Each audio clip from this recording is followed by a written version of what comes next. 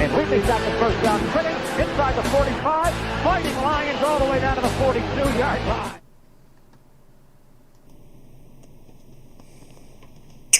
All right, everybody. How you doing? Captain Jack here. Make sure I got the camera up a little bit better than that. There we go. I am, as Ed Winchell has stated, I'm a little early tonight only because it was an East Coast game. Great. You know what, Rhett?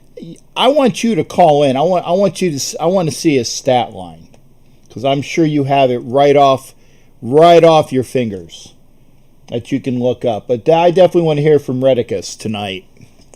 Yeah, tough game today, and that's being kind. I have. Oh, I'm going to show that because Asylum Rhett is a Tampa Bay. Well, because they won today, I'll say Tampa Bay Bucks fan, and normally I don't say Bucks. I refuse to say whoever that fucking prima donna quarterback is that plays for them, though. Name escapes me. I can't remember. But yeah, Rhett, thanks for coming aboard. I appreciate you being here because we'll talk about a bunch of different things. And by the way, if you ever want to know anything about said Buccaneers team, and again, I am being kind today.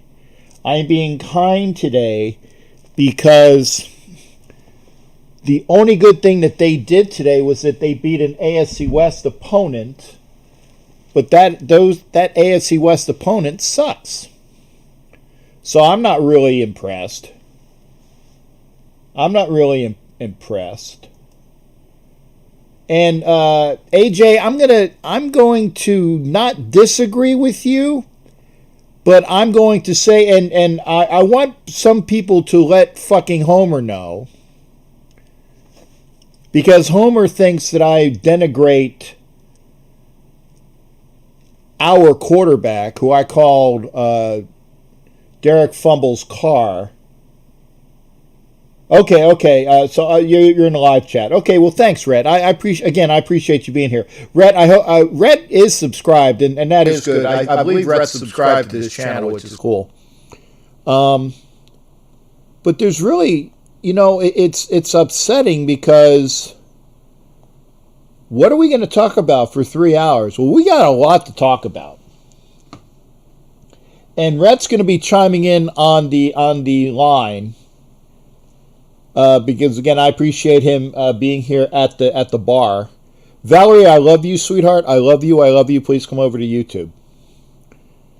Because I want to get all my peeps over on YouTube. It's easier for me to watch one feed of comments. And then eventually I'm going to close off the comments anyway. Ooh.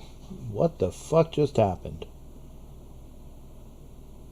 I went over to Facebook and it kind of like, ooh, I don't know what happened.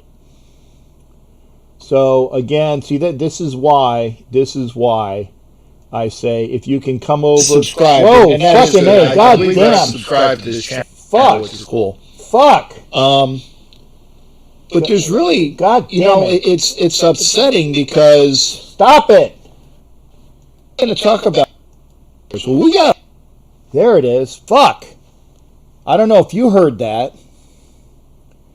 That was me trying to get the comments over on and it went right into my ear. And I'm not a fucking car hater.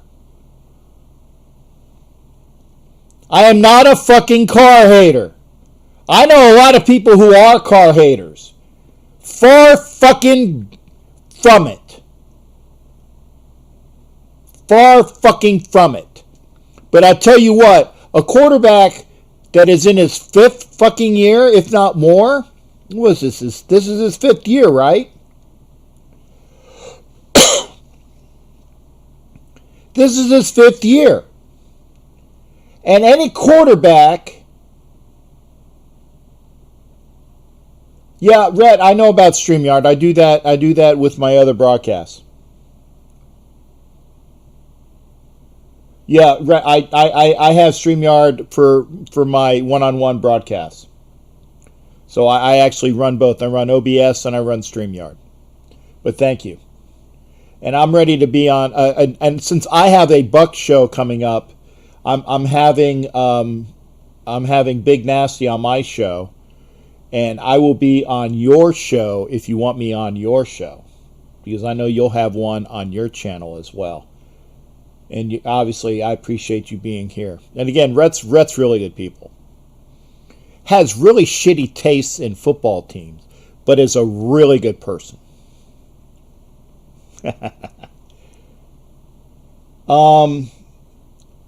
Yeah, there you go. We'll talk about that. And I have it up, and let me make sure that I actually have. And I'm sorry if you guys heard that extra sound that I had for as I was turning on Facebook, because again, I'm going to be turning Facebook off eventually. I give people the nicety of Facebook here for a little bit, but because I want people coming over to YouTube. And again, we are real close on YouTube. We are really close on YouTube. In fact, and I see Shannon, I love you. Please come over to YouTube. Please come over to YouTube, Shannon, if you can. The link is above, where it says "Ask Captain Jack." Yep, we're going to be swearing a lot tonight. The link to the YouTube show is right there, and we'll be doing that. 6 or 7, what? 10 and 4 or 10-4? 10-4. Okay, I guess we will start it off with a call from Thor. Thor, how you doing tonight? What's going on, brother? Thor, can you hear me? Thor, can you hear me? Captain, what's happening, my brother? Okay, yeah, I do hear you. Good. Okay, how you doing, partner? Yeah, very loud. So I'm sure you guys can hear Thor. I got to put my ears up here so I don't. I mean, I'm already deaf, so that's okay. What's going on, partner? Okay. Man, hanging in, bro, man. We lost today, but you know what? I'm not too upset. I mean, I'm mad. Of course, I hate to lose. Right. However, it's not to me. It's not the end of the world. You know why? We're 2-1 after 3. We got the Buffalo Bills coming in, who are tough. We've talked about this hard-ass schedule we have at the beginning. I mean, anything over 1-4 through the first 5 to me was extra good. So we're 2-1 right now. Right. Maybe we can beat Buffalo at the house. You know, I know a lot of people are mad and talking shit about Carr. You already know my feelings about Carr. I'm not a huge thinking. I do like Derek Carr a lot, but I don't think he's the dude to get us there. And maybe that'll change. However, I'm not blaming Carr for this loss. I mean, you know, he had a fumble. I think I don't want to say injuries. I knew when Ruggs wasn't playing, that was going to hurt us a lot. We played Bill Belichick. I've been telling people this from the beginning, before the season started. Everyone's like, oh, New England's done now. New England has the #1 defense in motherfucking football last year. Defense is always going to be solid. And I've heard a lot of Raider fans try to say, oh, their defense ain't that good anymore. Motherfucker, they was the #1 defense in football. Shut up, man. I mean, honestly, we had a very impressive drive by Carr right before the half. I thought that was going to get us back in the game.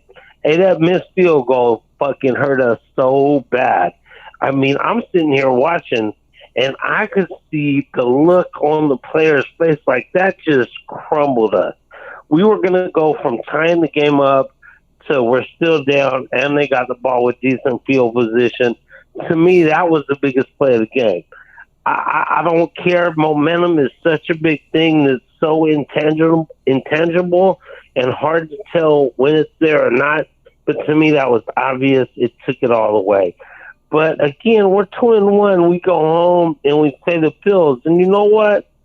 As a line maker, I mean, I'm not a line maker, but as a gambler, and I think we'll be a small dog at home against the Bills.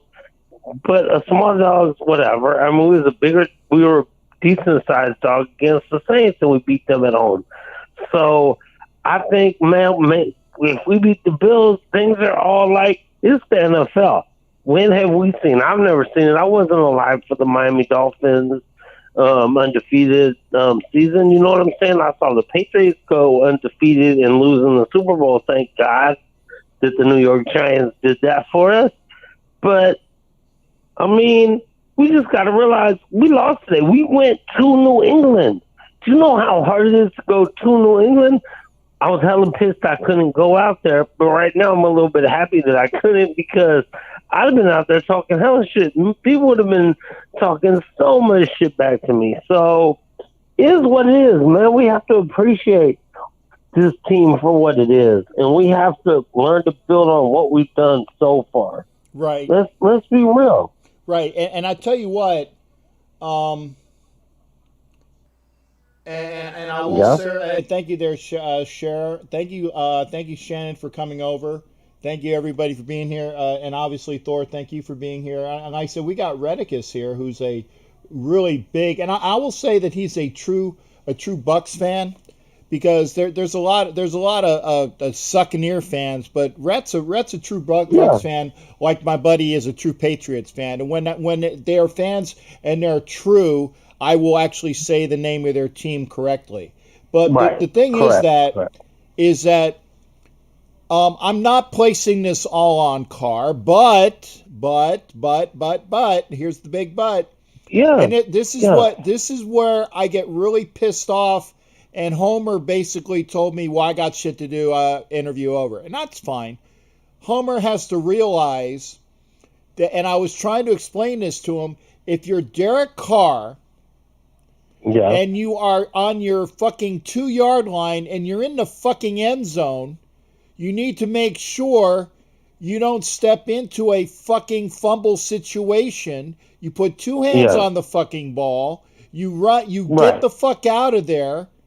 And you don't cause a fumble or get sacked, which is either a safety, or definitely don't fumble the fucking ball, because there was a semblance of opportunity there that if the Raiders could have scored on that drive, things might have been different. I don't think we win, but it might have been again. Right. But it would have been better for us. But here's the other thing, okay, is that I firmly believe that it was a mistake by Rico Gafford. Even though he's not a rookie, he doesn't have a lot of NFL experience. And again, it was a mistake for him to take the ball out of the end zone.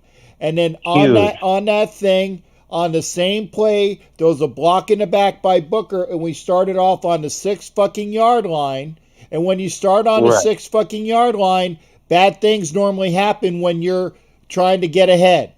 So what I'm saying, for sure. I mean, But I mean, Derek Carr didn't have a great game today. I mean, and you know what? He did not. I got the stats for you. 24 of 32 for 261. Okay, 8.2 average, 2 touchdowns, 0 picks, which I still like. Although he could have been picked at least twice, because I think they think they dropped him. He was sacked twice. And his QBR was only 53. That's abysmal. That's terrible. Yeah. He didn't have a bad game, but he didn't have a great game. The Raiders themselves did not have a great game. But like I'm with you on this, is that I'm more on the line, and I love you, Valerie. I love Valerie, because Valerie will tell you exactly why I'm pissed off. Is that whether it's Gunther, whether it's Marinelli, whether it's Johnny the fucking pizza man as the defensive coordinator, whoever it is, okay, if I'm defensive coordinator, I tell you what, we would have a different ideology But I tell you what, I Oh, don't big care time. who Me the too. I don't care who the defensive coordinator was when you can't tackle the fucking ball and you have too Exactly. many plays left on the field. There were zero changes at halftime. None. Right. I mean, honestly, yes, I'm 100% with you on that. I mean, I wish I was the defensive coordinator. I mean, I would change up the shit big time. I mean, you got to make a play. I'd make sure motherfuckers make plays against us because we would sit back and let people pick us apart way too much. That's a whole different story. I'm not worried about right now. I mean, I am, but that's to me that's not the point right now in this. I think our defense played great the first half. I mean, they were on the fucking field for 13 minutes in the second quarter. We were only down 3 at the half. Honestly, felt like we had a big shot to come back and take that game in the second half. But I just, to me, it was like we're too young. You have to remember, we went East Coast, came home, went back East Coast, going back home. Then we come back East Coast. I mean, let's be real. The NFL still hates us, whether we move to Vegas or not. The NFL still hates us, and they gave us a shitty schedule to start the season. But you know what? We don't want to make excuses. We need to go out there and win games. And we're going to lose some games, but just give us a shot. We need to grow. I mean, whatever. We're 2-1. I'm still happy with being 2-1 right now. So as long as the team grows from this, Cap, Yeah. I feel like we could be a contender later on. Like we're young. It's a long season, so let's start growing. Let's start learning. Let's do what we need to do as a football team. I mean, I'm with you on a lot of things. I really wish I was the defensive coordinator. I'd be sending heat, and motherfuckers would be getting cussed the fuck out if I was out there, like right on national TV. Because there's some, no, I just, well, whatever. I think it would be different because we'd be coming different. I'd be more okay with it. But again, we're young. I mean, I love the zealous attitude of Abram, but he made some young mistakes today. I mean, let's be real though. He played one series or something his rookie year, so to me, still technically a rookie. Our defensive line though has got to pick it up, man. They have to, but they're doing a little better. We're coming a little bit. I mean, oh no, I feel you. I mean, You know what, we're Thor? hanging in. You know what, Thor? Yeah. It's good because it doesn't cost you $90 an hour to come on and just absolve yourself instead of going to a psychiatrist at $90 an hour and you feel a lot better. Right? Right? Amen. Yeah. I'm free. Yeah. I'm free. And Yeah. you know what? We're all bitching because we all see the same things. The same things. Right. Thank you there, Don Webb. Don Webb says there's 21 people watching with 10 thumbs up. I know somebody's going to give me my thumbs down. I have my normal thumbs down person. Thank you for coming by, thumbs down person, because you're viewing. Great. But if you can, please give me some thumbs up. But again, you know, Thor, I appreciate you being here, and we all see it. But what I'm saying is is that we have got to get a hell of a lot better this week. We played really well the first 2 weeks, and we played probably one of the best coaches, if not the best coach in the NFL this week. Right. And I told people that they were going to be up. They were going to be playing for Bill Belichick for his mother. They were going to be playing for James. I can't remember their running back that lost their father. They were going to be playing for all these people, and they played out of their heads, and they played well. They did. They did. They did. I mean, it's still the New England Patriots. Sure, there's no weak-ass Brady. Fuck that motherfucker. But they're still the Patriots. They're still the number one defense in football. They still have the best coach in football. I'll say it. Belichick is a monster.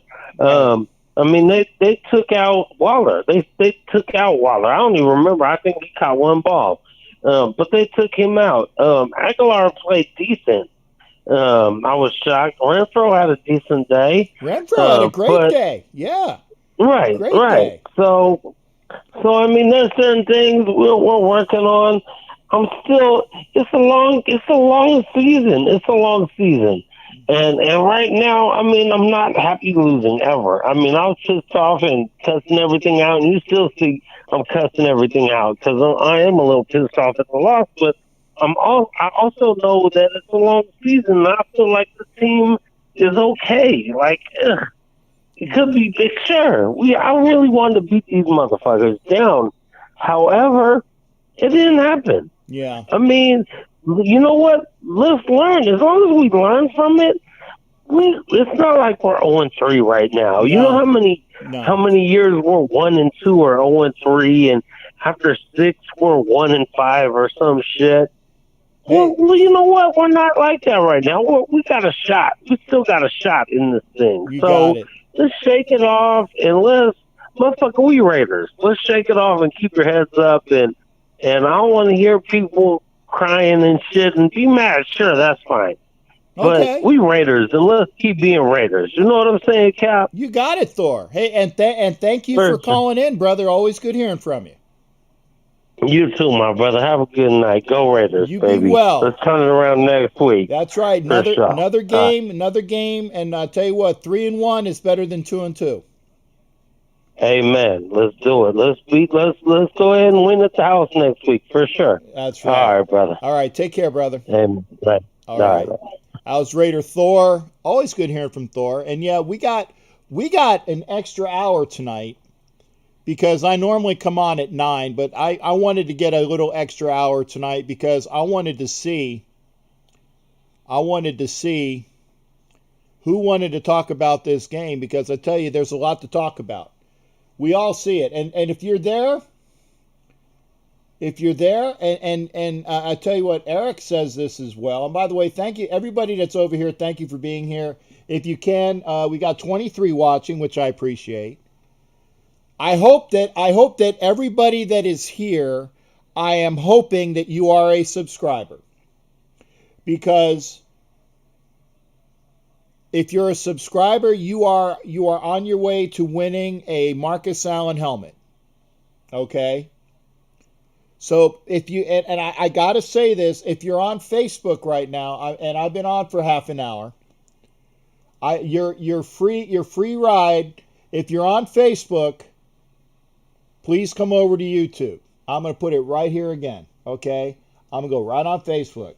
Please go here. I gotta put my damn my hands off the wheel. Just the wheel. Please, where the fuck is? Oh, there you go. Please come over to YouTube. I'm finishing this feed in a few minutes.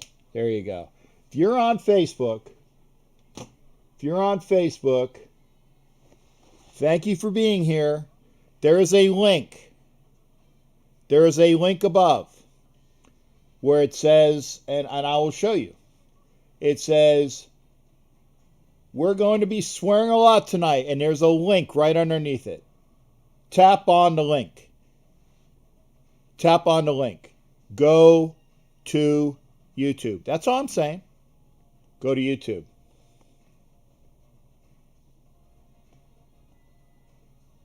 Was it GWA Reb? GWA Reb Raider.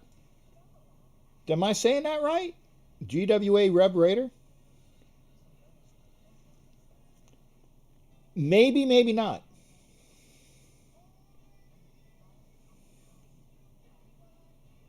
And I'm not, I mean, other than, and I'm going to say this, other than the 7 points that he gave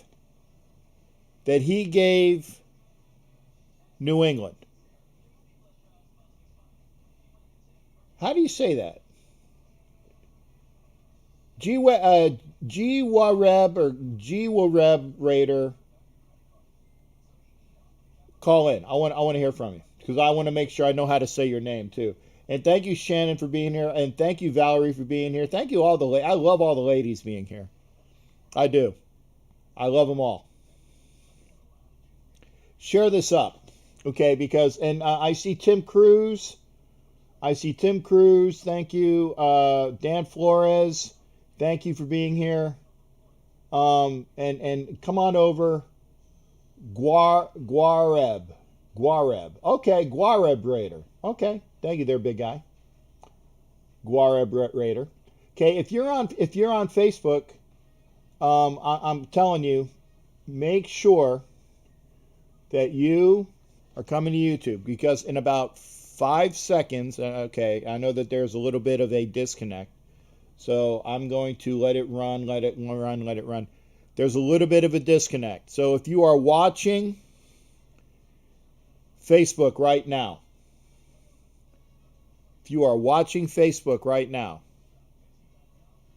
please come over to YouTube. We'll see people on Facebook, on YouTube in just a minute. Take care, everybody. Well, Facebookers, come on over to YouTube. I want to hear from you. There you go. So we are here. Everybody that is here right now is watching on. And I got to put them like this. So I hate the cord in my face. I apologize. I just can't stand it. Yeah, I can see you, Kelly. Thank you. I can see Chris. In fact, I want to. If you're here, thank you for everybody being here. I got the number up. If you are watching on Facebook, great. I should say, if you're watching on YouTube and if you wanna call me via Facebook Messenger, that's fine. Marcos is here as well. And Raider Squid said it as well. What was the score? What was the score when Carr made the turnover in the end zone? We're going to hear from Jason Dean. Jason Dean, brother, how are you doing? Always good hearing from Raider Demon King. What's going on, shipmate? Always good to hear from you. Hey, how's it going, Captain? Yeah. A little bummed out. Yeah, well, we all are. I mean, we all wanted to, because we hate the Patriots. We hate the Patriots. Absolutely. Yeah, we got a little bit. I think we got a little out-coached today. I mean, I hate to admit this, but Belichick is one of the greatest of all time. Yes. I hate to say it. Yes. He is. And he's proven it this year. He's proving it. It wasn't that schmuck that's down there in your neck of the woods. It wasn't him. It was Belichick. Uh-huh. But here's the thing. Like, I know Derek Carr gets a bad rep. He goes through, like, he has a good game, everybody praises him. He has a bad game, everybody's calling for his head. Like, there is no other quarterback out there that is going to do the job that he's doing for us. Everybody needs to get that in their heads. He's not going anywhere. What do you think, we're going to put in fucking Nathan Peterman? No. Are you fucking serious? What the fuck is wrong with people? Like, honestly, really? Do you know football? Do you understand Nathan Peterman's just there to hold a fucking clipboard? He's never playing. Ever. Well, wait a second. Don't jinx that, because it's possible he will play, but if he's playing, that means Derek Carr is hurt. I'm not superstitious about that shit. Okay. I'm just tired. You know what? I mean, I get what Homer's saying about Carr. Carr's our quarterback. We got to love our guy. Trashing him all the time and saying he sucks and all this shit, that's just a bunch of bullshit. Carr didn't give up 250 yards on the fucking ground. Nope. Gunther needs to go. Yeah. Our defensive coordinator sucks. And you know what? I honestly think getting rid of Brenton Buckner was a mistake, because those kids played fucking great last year for him, and they were just getting better. What happened? We bring in Marinelli, and what? We look like fucking Swiss cheese. Rex Burkhead? Really? Yeah. Rex fucking Burkhead. Well, give me a fucking break. We're supposed to love our team. I understand being mad. I understand being upset. I do. Quit fucking trashing our guys. Give me a fucking break. Quit trashing them. I know you're mad. I'm mad too. I fucking hate the Patriots as much as everybody else does. But you know what? We are Raider fans. Stop trashing the fucking team. You don't like it, jump fucking ship. Go fucking cheer for somebody else. Nobody trashes their team as much as these people, our fucking fans do. Carr gets a terrible rap. He could throw for 500 yards, 5 touchdowns, and 2 picks, and everybody's going to talk about them 2 fucking picks. Derek Carr is my quarterback. I'm going to love him till the wheels fall off, till he's gone, and then I'm going to love the next guy. I don't give a fuck if it's 50-year-old Aaron Rodgers. You know what? I hope that wheels ass out in the field and he can throw screenplays all day. Okay. Well, here's the thing. Offensive lineman hurt. We have Simpson, who's a rookie. He's not ready yet. That is true. You know that, Captain. Hey, he's not ready. Jason, I love you, but let me get a point in, okay? I will say this though. Simpson made a fundamental mistake today that all offensive linemen are taught from day one. And I'm an offensive lineman, so I can honestly tell you this.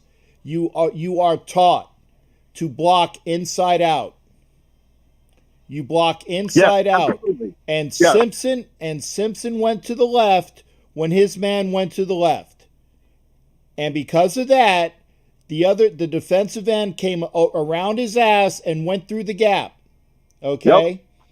Absolutely. So that can be fixed. I got you, and it's literally a badass offensive line. It's literally a rookie mistake, and I get that, and he will only get better. But what I'm saying is this, and since Homer's here, I'm so glad I get a chance to say this, okay? Because Homer is here. It was a mistake, and I said this at the beginning, but Homer wasn't here for me to hear this. So I'm saying this to you, Homer. It was a mistake for Rico Gafford to bring it out of the end zone. Mistake 1. It was a mistake to have Booker block in the back, which brought the ball to the 6-yard line. Mistake 2. It was a mistake for Simpson to go to his left, which allowed the defensive end to come crashing through the gap. Mistake 3. Like Rico, he was just trying to make a play, and I get it. I get it, but I tell you. Should we have put him in the game? Should we have let him run deep bombs all day? He is lightning fast. We have no deep threat. You know what I'm saying? I got you, but if the ball is deep in the end zone. Yeah, he shouldn't have brought that up all the time. I agree with that. Right, I don't think he should. I know he was trying to make a play, but come on, man. Belichick's a special teams wizard, too, not just I got it. But here's the thing. See, you allowed me to say what the first, the second, and the third mistake is. Homer, this one's for you. It was a mistake to have Derek Carr allow himself to not have 2 fucking hands on the goddamn ball, which allowed for a fumble, which compounded the safety. It's bad enough it's a safety. It's bad enough. But when you fumble the fucking ball, that's on the quarterback's fault. That is his fault. And to be honest, that's the only major mistake he made all day. But it was a doozy. It was a doozy. Yeah, like our defense, I don't know. This is what I noticed a lot. I mean, I don't know if you did too, Captain, but Cleveland Farrell was crashing all day long. He made a couple decent plays, but they ran pitch plays and he was still crashing. I don't know what the hell defense they were calling, or was he just playing on his own? I don't get it. What the fuck? Crosby had 2 sacks. Crosby had a good game. Crosby played decent. And Joyner did get held a lot by them receivers. I noticed that a lot. But come on. Really, where the fuck was our linebackers? I've seen missed tackles all day. And you could, Abram played hurt. You know that he's hurt. He played hurt. But he's got to come in more under control, because his open field tackling was not good today. Not good at all. What's Abram's injury, Jason? When he ran into that camera thing, his collarbone chipped, and the bone was causing internal bleeding. Okay. He was playing. Okay. Yeah, and he was playing with that. But he He's young. He's a good ball player. He's got to come more under control with his tackling. He's just coming in like a Mack truck with no brakes. You know, that's why Burke had put that move on him and made him look foolish. Like, y'all seen the move. But like I said, like I'm bummed. I'm pissed. You know, I mean, we're not the coaches. I don't know what some of the stuff they were calling. I think it was a little bit vanilla. I think we should have ran the ball 50 fucking times today. With the size of New England's defensive line, they're tiny. We should have been able to road grade them with what Simpson is good at, pushing people around, road grading them right down the field. We have 3 capable running backs that can run the ball. Capable. Jacob should have got 25 carries today. I get it. He's young, but he's got so much tread on his tires because he barely touched the ball at Alabama. Every time he did was either a first down or a touchdown. He did. Okay. Look at the stats. Well, he always gets he's always getting first down. Would you agree that the defense played poorly today? Are you serious? I'm asking. Is that a joke? Yeah, they played poorly today. Okay. So is this we didn't tackle worth the shit. We didn't tackle really well at all. Okay. They were running through tackles. Sony Michel was breaking shit. Like that run that he had that he broke.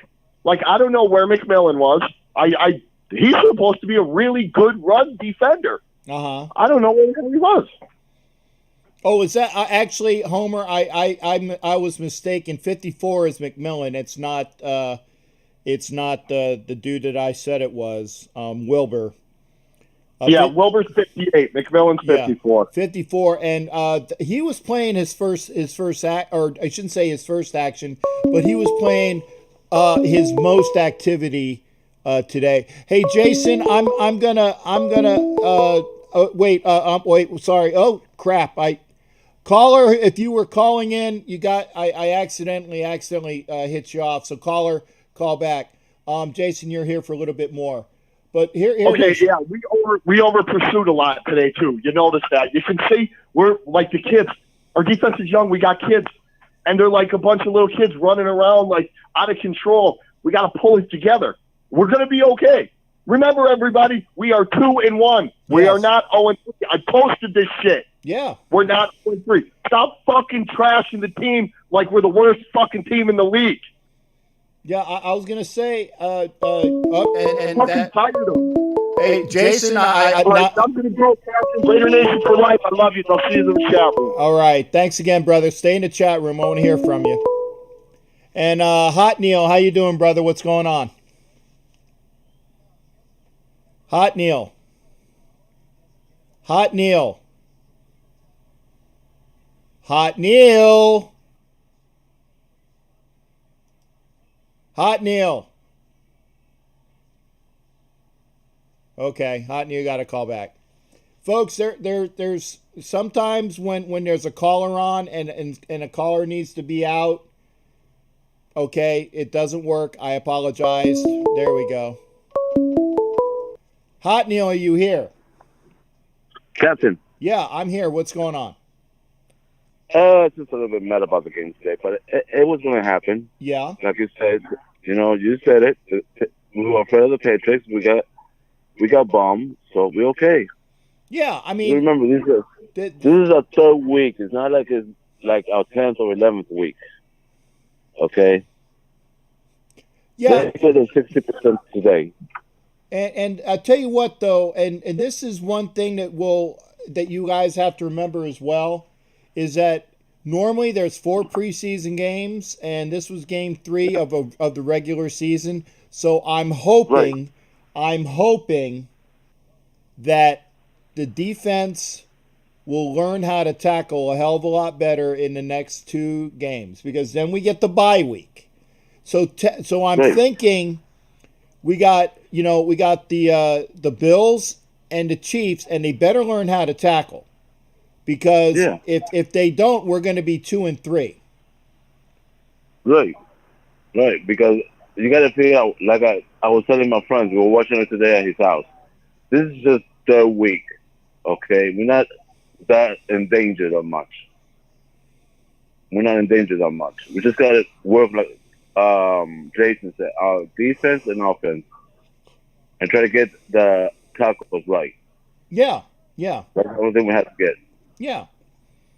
We did pretty good. I mean, Carr did pass to the, I forgot what was that guy that is pretty tall, and he grabbed that ball real good. Well, now see, Waller only had one catch. Now it's late in the fourth quarter. I tell you what, Foster Moreau, the other tight end, had made a hell of a catch today, and I'd like to see more of him because if they're going to be taking Waller away, they can't always take Moreau away. And even though Ruggs was out, Edwards made a fantastic catch and run, but he got injured. Zay Jones played well, Aguilar played well, and Renfro played the best out of all of them. So the offense played well in spurts. Jacobs, I think was hurt and was playing hurt. And, yeah. And you gotta remember too, Carr almost broke Stabler's record. He did 149, and Stabler did what, 150? Yeah, he has the most starts as a Raider. Right. So Carr's doing pretty good, better than the past years. But you got to remember, he's doing his best. He's not doing, the worst. He's doing the best. Hey, Valerie. There you go. Jason, I'm saying hi to some people. I'm sorry, Captain. Yeah, I'm just saying. You got to figure it out. It's going to take time to build the team. Now, I said something to my friends, and I don't know if you agree with me or not, Captain, but the Raiders are in Las Vegas right now. Remember, Las Vegas never had a football team that they could look up to. Now we got the Raiders. Okay, now we got the Raiders. Now it's time that Vegas is saying, we got a team, we're going to support this team. Now we're going to make it better. Okay. So, to my opinion, Captain, that's my opinion. The Raiders would do good. Now, since they're going to be light in Las Vegas, we're going to have more crowd. We're going to have more people coming to the Raiders, more fans. The bigger the fans they are, the better money and financial the franchise of the Raiders is going to be big. Okay. It's going to be bigger than ever. Okay. That's my opinion. That's my opinion. I don't know what people think about what I'm saying, but I think that's going to happen.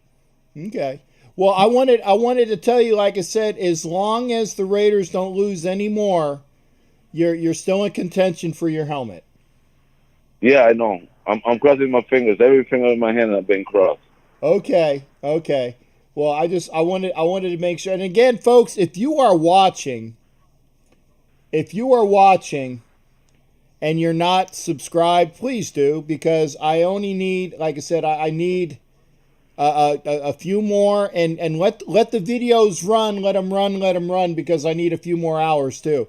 But get those subscribers up because I want to give away that helmet. Okay, Hot Neil, you're subscribed, right? Yes, sir.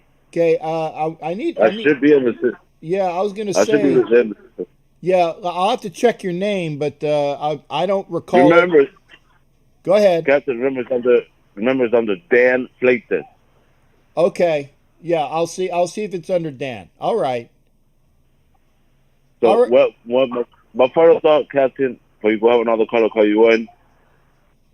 My final thought is we're gonna do better. We just gotta, like you said, we gotta give them time.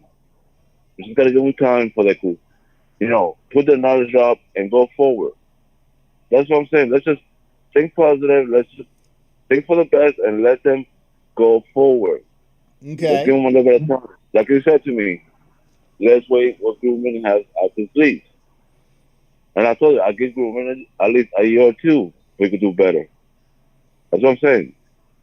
Okay. Well, Hot Neil, I appreciate you calling in, brother. It's not Thank a you. show. It's not a show without you calling in, and that's for sure. Thank you. And like I said, make sure you take care of yourself down there, and be ready. Like I said, once I can figure out a place that the Black Hole Tampa Bay can call its own, we'll have a meeting up here somewhere. Okay, either call me because you got my phone number there. Yep. Or send me an inbox. You got it, brother. All right, Ken. All right. You guys have a good night. All right, take care. That was Hot Neil. And it's not a show without Hot Neil. Ooh, that's the wrong one. Okay, let's see here. Let's go back to where I need to be. There we go. Line is open, 813-699-0834, 813-699-0834. I'll be honest, I'd love to hear from the ladies, Shannon or Valerie, because I tell you, it's always good hearing from them. But I guarantee you, you are going to like this next caller. Caller, how are you, and can you hear me, sir? Captain Jack, yes, I can. How are you today, sir? Can you hear me? Yes, sir, I can hear you fine. Okay, I just logged into your show a few minutes ago, so some of the comments that I'm about to make, maybe your callers have already pointed it out. Okay. But I'm just going to give you my thoughts on the game. Sure. We looked good in spurts, and for a lot of things, we reverted back to the 2019 Oakland Raiders. I'm going to say that defense came out guns a-blazing. We looked good. We put pressure on Cam Newton. Max Crosby got 2 sacks. The defensive line looked a whole lot much better. I'm real impressed with our corners, with Trayvon Mullen and Arnett. Those guys are some ball seekers, and I love how aggressive that they play.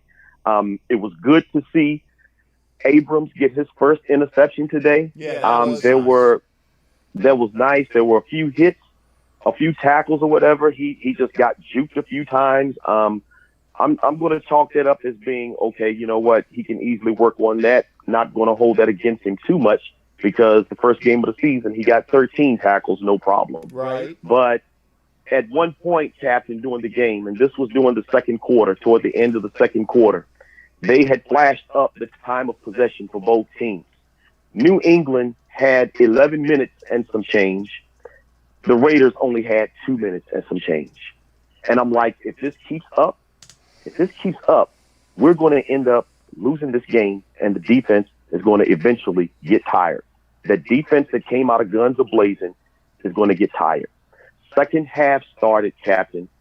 We only scored 3 points all of second half up until the last 5 minutes of the game, when we scored a touchdown, which, in my opinion, really didn't count, because those were garbage time minutes.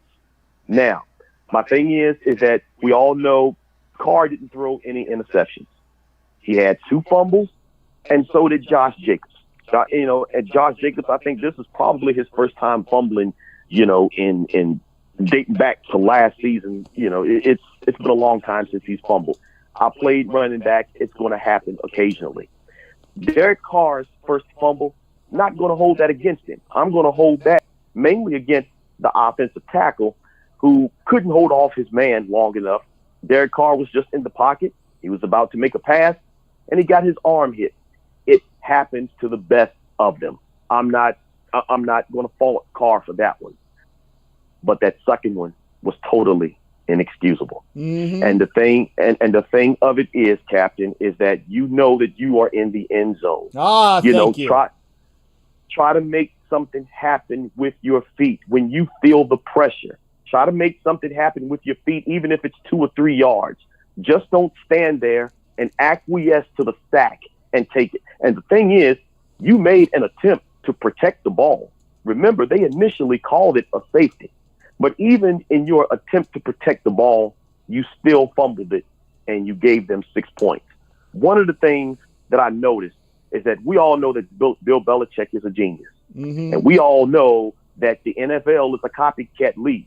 He strategically took out Derek Carr's number 1 target all game long. Mm-hmm. And Derek Carr did not know what to do.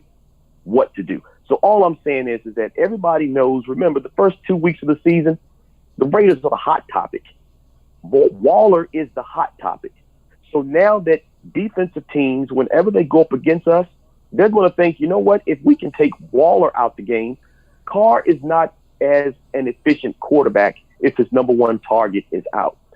There could have been some plays, Captain, where Carr could have extended his feet. It could have been, but he just doesn't for some reason. I'm not saying that this loss is on him, because, again, the defense definitely had its mistakes. going down the road. But again, when your defense is left on the field for long periods of time in the second half, you're going to get gashed. And I'm just it's heartbreaking because this game wasn't even close. The score is not an indication of how the rest of the game went. It was 36-13 with the last 5 minutes left in the game until Renfro scored. And I think that New England basically had took their foot off the brakes and was like, you know what? Hey, let's just give them the yards. Let's just make the time run out or whatever.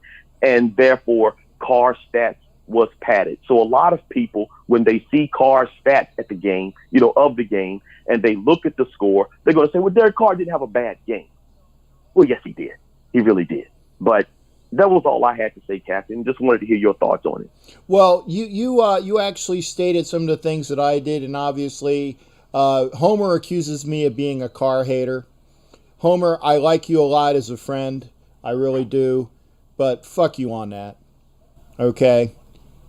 I've said it until I'm not just blue in the face, purple in the face. Why would I hate on a quarterback that's supposed to be in charge of my team? Okay? Yes. I said this now. I'm not sure. Again, actually, if you look at the stats, obviously that the touchdown that we had before the half, okay, well, fuck you too. There you go. You're allowed to say that. I like you, Homer, but fuck you too. And he told me to fuck off as well, so we're even. But here's the thing. Derek Carr has still got to learn to move it around a little bit more, and he's played well the last 2 weeks. He played okay today. He definitely was responsible for that last fumble. It was on him. It was on him. Oh, by the way, did I say it was on him? It was on him. Okay. Yeah, the offensive line that refused to block, but that's true. But there's no way in hell that should have been a fumble. It should, at worst, a safety. At worst. And, right. And still, I would think that, if you're so fast, and I will applaud him, and I am clapping right now, I will applaud him on that one play where he actually ran for a first down.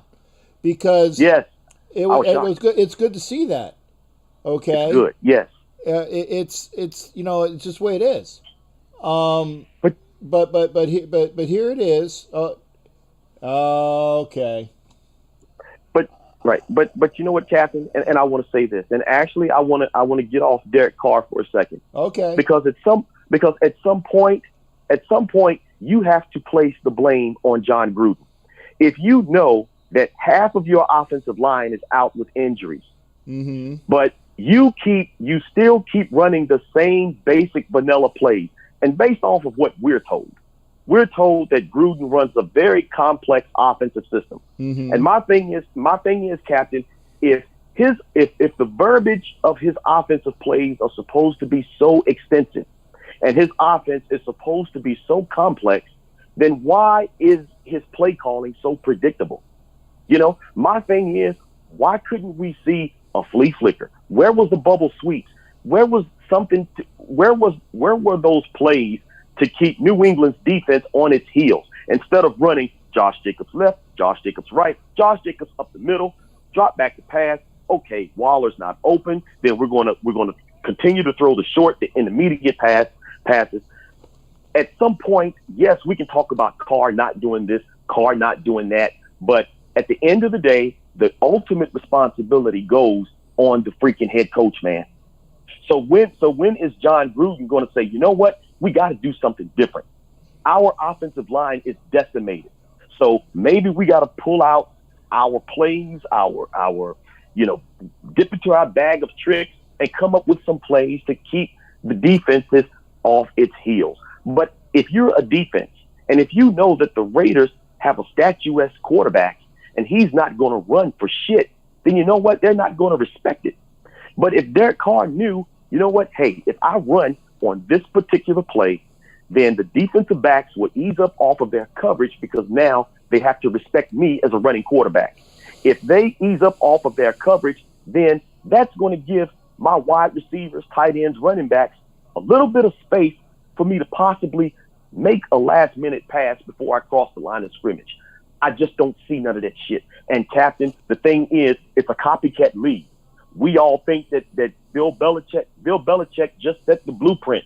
This is how you stop the Las Vegas Raiders offense. You take out Waller, you take out their offense. They're going to be inept second half. The defense, they're going to come out balling like they did today, but eventually they're going to get tired. I hope it gets fixed. Like I said, you can't put it all on Carr. At some point, you have to put the blame on the head coach. I agree to a point. And again, Valerie, and I love Valerie, and you got to love this from Valerie. Valerie says, why does John Gruden run Josh Jacobs on first down every play? Every first down. Thank you. Every first down. It's predictable. Yeah. And I tell you what, remember the first game of the year where we ran a flea flicker and Ruggs caught the ball? That was wonderful. Yes. That was wonderful. Yes, Captain. And exactly. You also know that there was we were running the jet sweep with, now granted Ruggs wasn't there today, but you know what? Aguilar is just as fast. Well, not just as fast, but Aguilar is a fast burner like he is. So is Zay Jones. And we even did it last year with the dude that we got from the Packers that we ended up cutting. So hey buddy, I know my time is up. Thanks. Oh no, Hot Neil, you can't call twice, Hot Neil. Can't call twice. You know the rules. No. One call. What it's just like Beetlejuice. No, that's why I only do one show a night, baby. Smoking on a cigarette. It's like just one show a night. One call a night. One call a night. Now you can knock out Raider G. You can knock him out. Yes. Hot Neil, no. Hot Neil, I'm not taking your call. It's one call per night. One call a night. That's just the way it is. Now somebody else can call, but that's just the way it is. We got 22 watching. I got 16 ups and 1 down, so that's 17. Let's get to an even over, at least over the 22. Let's get some thumbs up, hopefully more. And lots of drinks going around. I don't even have a drink right now, and I should have a drink, and it's going to be a long show. It's going to be a long show for me. So, well, hey, Cap. Hey, as always, man, it's been a pleasure calling into your show. I'm going to give some other callers a chance to come in to, offer up their opinions. But I appreciate you taking my call. All right. Well, thanks again, partner. Yes, sir. And to your point, before I get off, we don't hate Carr. We just hate losing, and we just want to win. And we love Carr. I want him to please prove me wrong. Yeah. Prove all of us Carr doubters wrong. Because when you prove us wrong, that means we win. And at the end of the day, as fans, that's what we want to do. But thank you, Captain, for taking my call, and I'll be talking to you soon. All right. Thanks again, partner. Much love. You take care.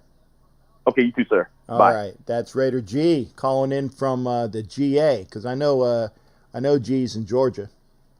Okay, let me get this all squared away. Yeah, line is open. If you want to call in on Facebook, Mike, I'm not sure about that one. You said move Brandon Parker to guard. Hell no. And I respect Mike Arline. I do. Mike Arline's been harping on Gunther like Valerie's been harping on Gunther since last year. So they are ahead of the power curve. That's why I love Valerie and I love Mike Arline, because they've been harping on Gunther since last year. So they're ahead of the power curve. So I agree with that. Ed, what's going on, brother? How you doing? What's up with you tonight? How you doing, Cap, tonight? Kind of upsetting, but that's just the way it is when the Raiders lose and they didn't put out. It doesn't get easier, does it? It's good. Well, here's the thing, and sight unseen, without looking at an injury report, without looking at a bunch of other analytical things, sight unseen, I think that the Raiders have a better than 50-50 chance to beat the Bills. Only because, and I'm saying this, only because they're playing at home, okay? And I'm thinking that maybe we'll get some people back off the injury report. And I think that hopefully we'll get Ruggs back, okay? And Right. so I'm thinking that maybe our chances against the Bills are going to be better. Now, granted, everybody had the Bills winning the the AFC least this year prior to Cam coming over to the Patriots. Now it's about even money. You don't know who's going to be a better team in that division. But here it is. I still think I know what you're that saying. the Raiders, I know what you're the Raiders could beat the Bills if they play up to the way that they played last week and the week before that. Actually, technically, last week, because Can I tell you what? Can I tell you why I disagree? Sure. The only reason, and your comments make a lot of sense. The way our defense is playing, I think Allen is going to destroy him. Well, I think the defense. I don't think the defense could handle Allen. Okay, what part of the defense? The secondary? Because the secondary didn't play bad today. The O-line. I mean, the D-line. Okay, well, Allen is not a running quarterback, though. He's looking real good. He's throwing 5 TDs, and I think that you throw in the secondary and the defensive line, it's going to be an issue. That's just my opinion. Yeah, well, see, Josh Allen is more of a pocket passer, and right. People were keyed up today on Cam because they know that he's a dual threat. But other than one time when Cam broke out of the pocket and went for a first down, Cam Newton did not hurt us on the ground today. He did not hurt us on the ground today. So if Josh Allen, who is predominantly a pocket passer, and he's got a gunslinger for an arm, I think that if you look at who we played and how they play, obviously he is probably the tallest, largest quarterback that is a thrower, because I know him and Cam are big guys, but it's a matter of if the defensive secondary played well, and they didn't play too bad today because Edelman did not have too many catches, and a lot of the catches were on like busted plays where the receivers wound their way loose. They were throwing it to the backs a lot, out of the backfield, out to give head, good head, suck head, fuckhead, whatever his name was, the guy that just ran for like 240 fucking yards. Okay. Burkhead, yeah, give head, fuck head, swat head, whatever. But you know, he made us look awful. Okay, Sony Michel, who was getting outclassed by the kid that came in, I think his name was Taylor. He's like, oh shit, this guy's gonna take my job, and he played well when he came back the next couple times. I tell you, the Raiders need to learn how to play without Waller. And they didn't really do that today. Now, once they figured out that they could throw to Zay Jones and Aguilar and Edwards, and God, I hope Edwards is not hurt, because I think, and I said people this, I think Edwards was going to have a bigger impact on our offense than Ruggs did, and I still have that belief. I think that we need Edwards right now more than we need Ruggs. Because you saw what Edwards could do. He's bigger than Ruggs. And if he's not injured, because he still has those damn injury problems, I think he's going to turn out to be the best receiver that we picked up this draft. Love Ruggs, but I think Edwards is going to be that thing.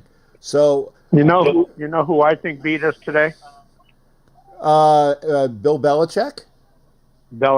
Let me explain why, and I put it in the comments.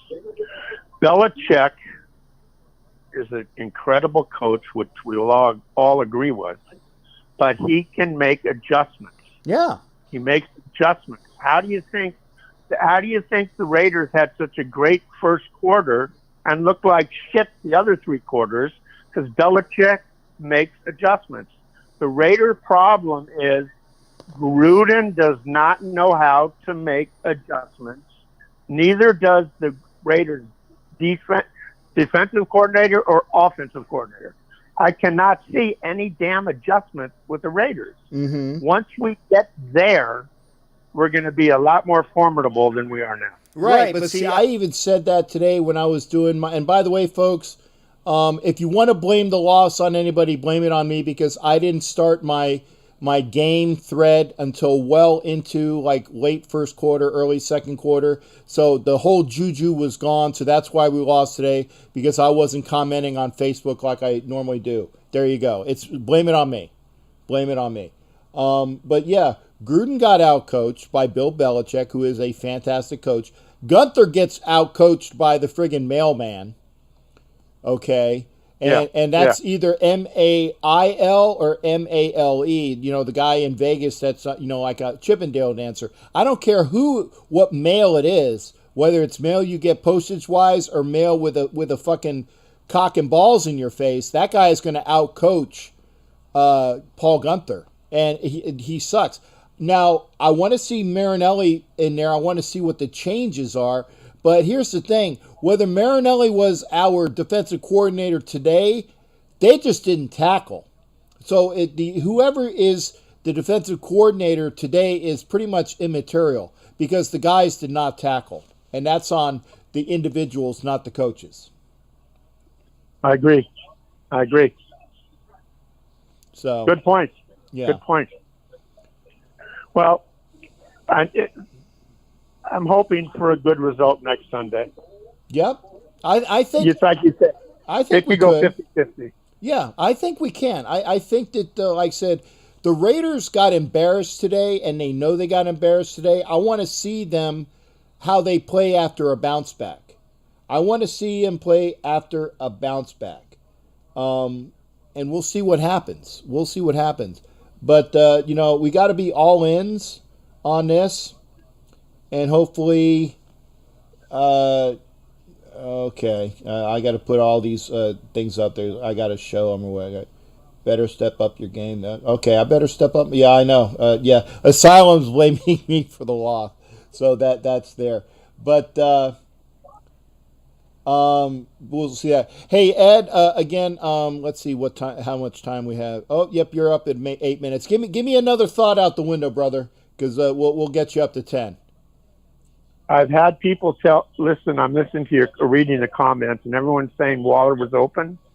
Waller was covered all day? He was covered for the most part, aside from that one time where they actually had the defensive holding on him. Okay, I didn't see. In Gruden's post-conference, he said that Waller was open all day. Well, you know what? I'd have to go back and watch the tape. Yeah, I mean, I don't know if that was steered towards Carr or what, but a reporter said that Waller was guarded the whole time, and Gruden said, "Nah, I saw him open all day."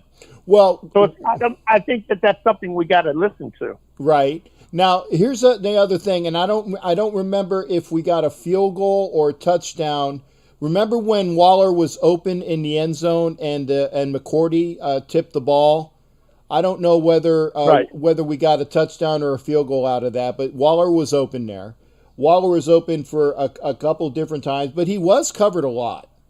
Okay. Oh, yeah, he was covered more than normal. Yeah, and he was bookended. And the thing with Belichick is that he had different people covering them successfully. It was a lot of scheme changing there. It takes a great team to beat Belichick, so we got to hold our heads up high and realize we're going up against Lombardi and a Belichick. What can I tell you? Yeah, well, and we always said that we can't wait until that fucking quarterback in New England retires. Okay, right? We had better do an addendum. We said I can't wait till that fucking head coach in New England retires. We'll see which one does it. All right, Cap. Well, listen, you have a good week, and I'll talk to you on Thursday. All right. Remember now, like I said, we have the what the fuck are we talking about? You can comment in if you want to see that. And then Thursday, obviously, we'll have you call in for that show, too. All right, pal. All right, take care. God bless and take care, my friend. All right, thanks again there, boss. That's Ed Winchell. It's good hearing from people, and again, we have the line open, 813-699-0834. I don't know. Gruden signed a 10-year contract. Get rid of some of this shit. I don't need the box score anymore.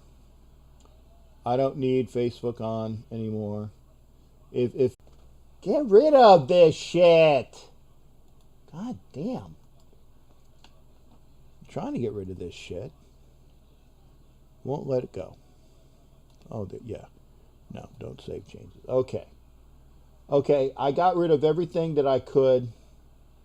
So hopefully people will come back. We are at 9:22. And there's plenty of time. I said, we're going to be on. We're going to be on. God damn it.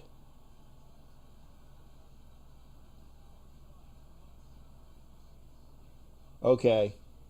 We lost a lot of people. Hopefully they'll come back. Hopefully they'll come back.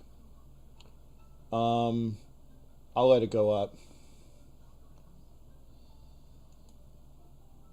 If you're here, thank you for being here. I got rid of okay, Sarah, thank you, Sarah.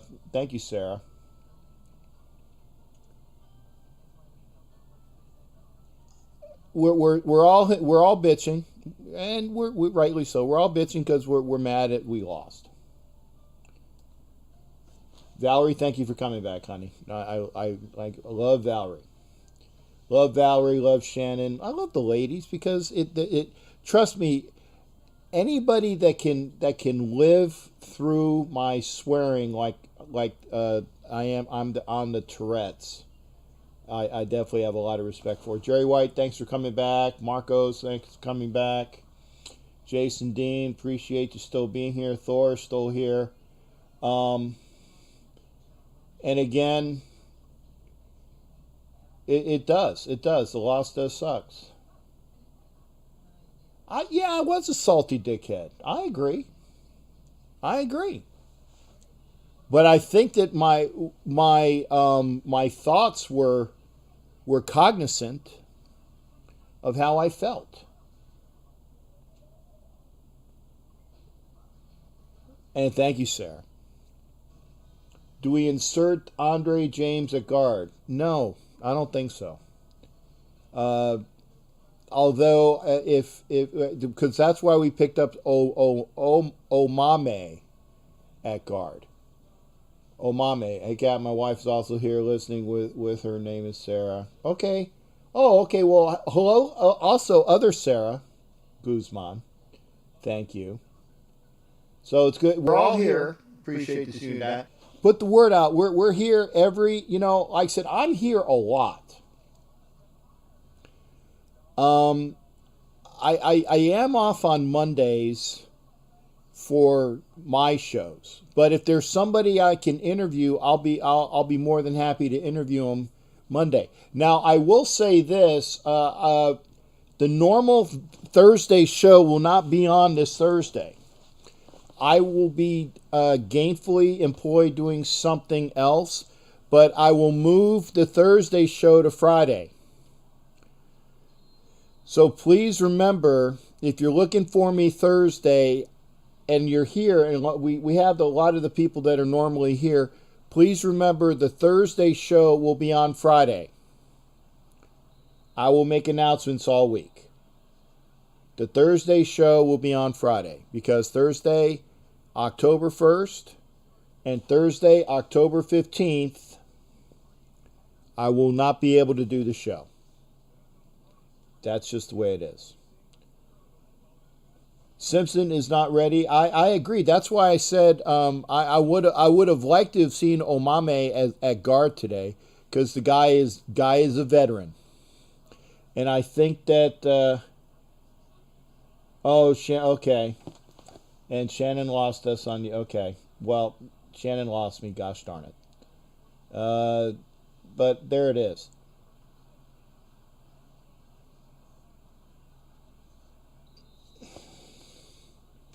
The new Thursday is Friday. So again, line is open if you'd like to call in, and there's still people that haven't called in yet. Hot Neil, you can't call in again. Homer can call in, and no more than 10 minutes. Asylum can call in. Marcos can call in. Jerry White. Sarah can call in. Valerie, I love hearing from, because Valerie is so spot on. It's wonderful. Jerry White, it's been a while. Who else is out there? Mike Arline probably as well. And for everybody else that's here, we heard from Thor, we heard from Jason, so sorry guys, and Hot Neil, and we heard from Raider G. But it's okay. This is instead of paying a therapist. Oh, and Eric is here. Any other Raider fans? Yeah, Eric. Don Webb's in Ohio. Eric, Don Webb is in Ohio. He's I don't know exactly where, but he moved from Vegas to Ohio, Eric, so make sure you get with Don Webb. Okay. But go ahead. This is therapy. This is talking amongst the family. This is like Thanksgiving dinner. Every chance I have a chance to come in. And oh, good, we are going to hear from Jerry. Jerry, how are you doing, partner? Can you hear me, bud? Yes, sir, I can. How are you? I'm good, Jerry. It's been a couple weeks. How you been? Oh, I've been okay. Good. Living the dream. Living the dream. Okay. So what's up? Talk to me about today, man. What were you happy about? What were you pissed off about? And what do you think is going to happen this Sunday upcoming? I think the Raiders are going to rebound. I think what happens is the Raiders need to get healthy. Yeah. They need Ruggs. They need Ruggs on the field. That creates the separation Darren Waller can get for his catches. When Derek Carr is doing what Derek Carr does, same as last year, same as every other year except for 2014 when he had Crabtree. You take away his number one, and he throws the dinks and dunks. That's it. The same problem this season with this game, at least this game, the same problem this season was all of last season. They go into halftime, and the defense does not make any adjustments. They come out, they play the same defense. The offense comes in and railroads us. It's like Paul Gunther or whoever is in charge of getting them fired up to go into the second half doesn't do anything. It's like they're asleep. Well, you know what, Jerry? I'm going to disagree there in one respect. When you are a professional football player, you don't need somebody to put the light of fire under your ass and in a locker room speech like you saw, in all the movies. Win one for the Gipper and fucking Rudy. It says no one comes into our house and kicks our ass. You don't need that shit. That's a bunch of shit. If you are a professional, you don't need somebody to light a fire under you. You need somebody that will get in your face and say, you know what, you're fucking up. Okay?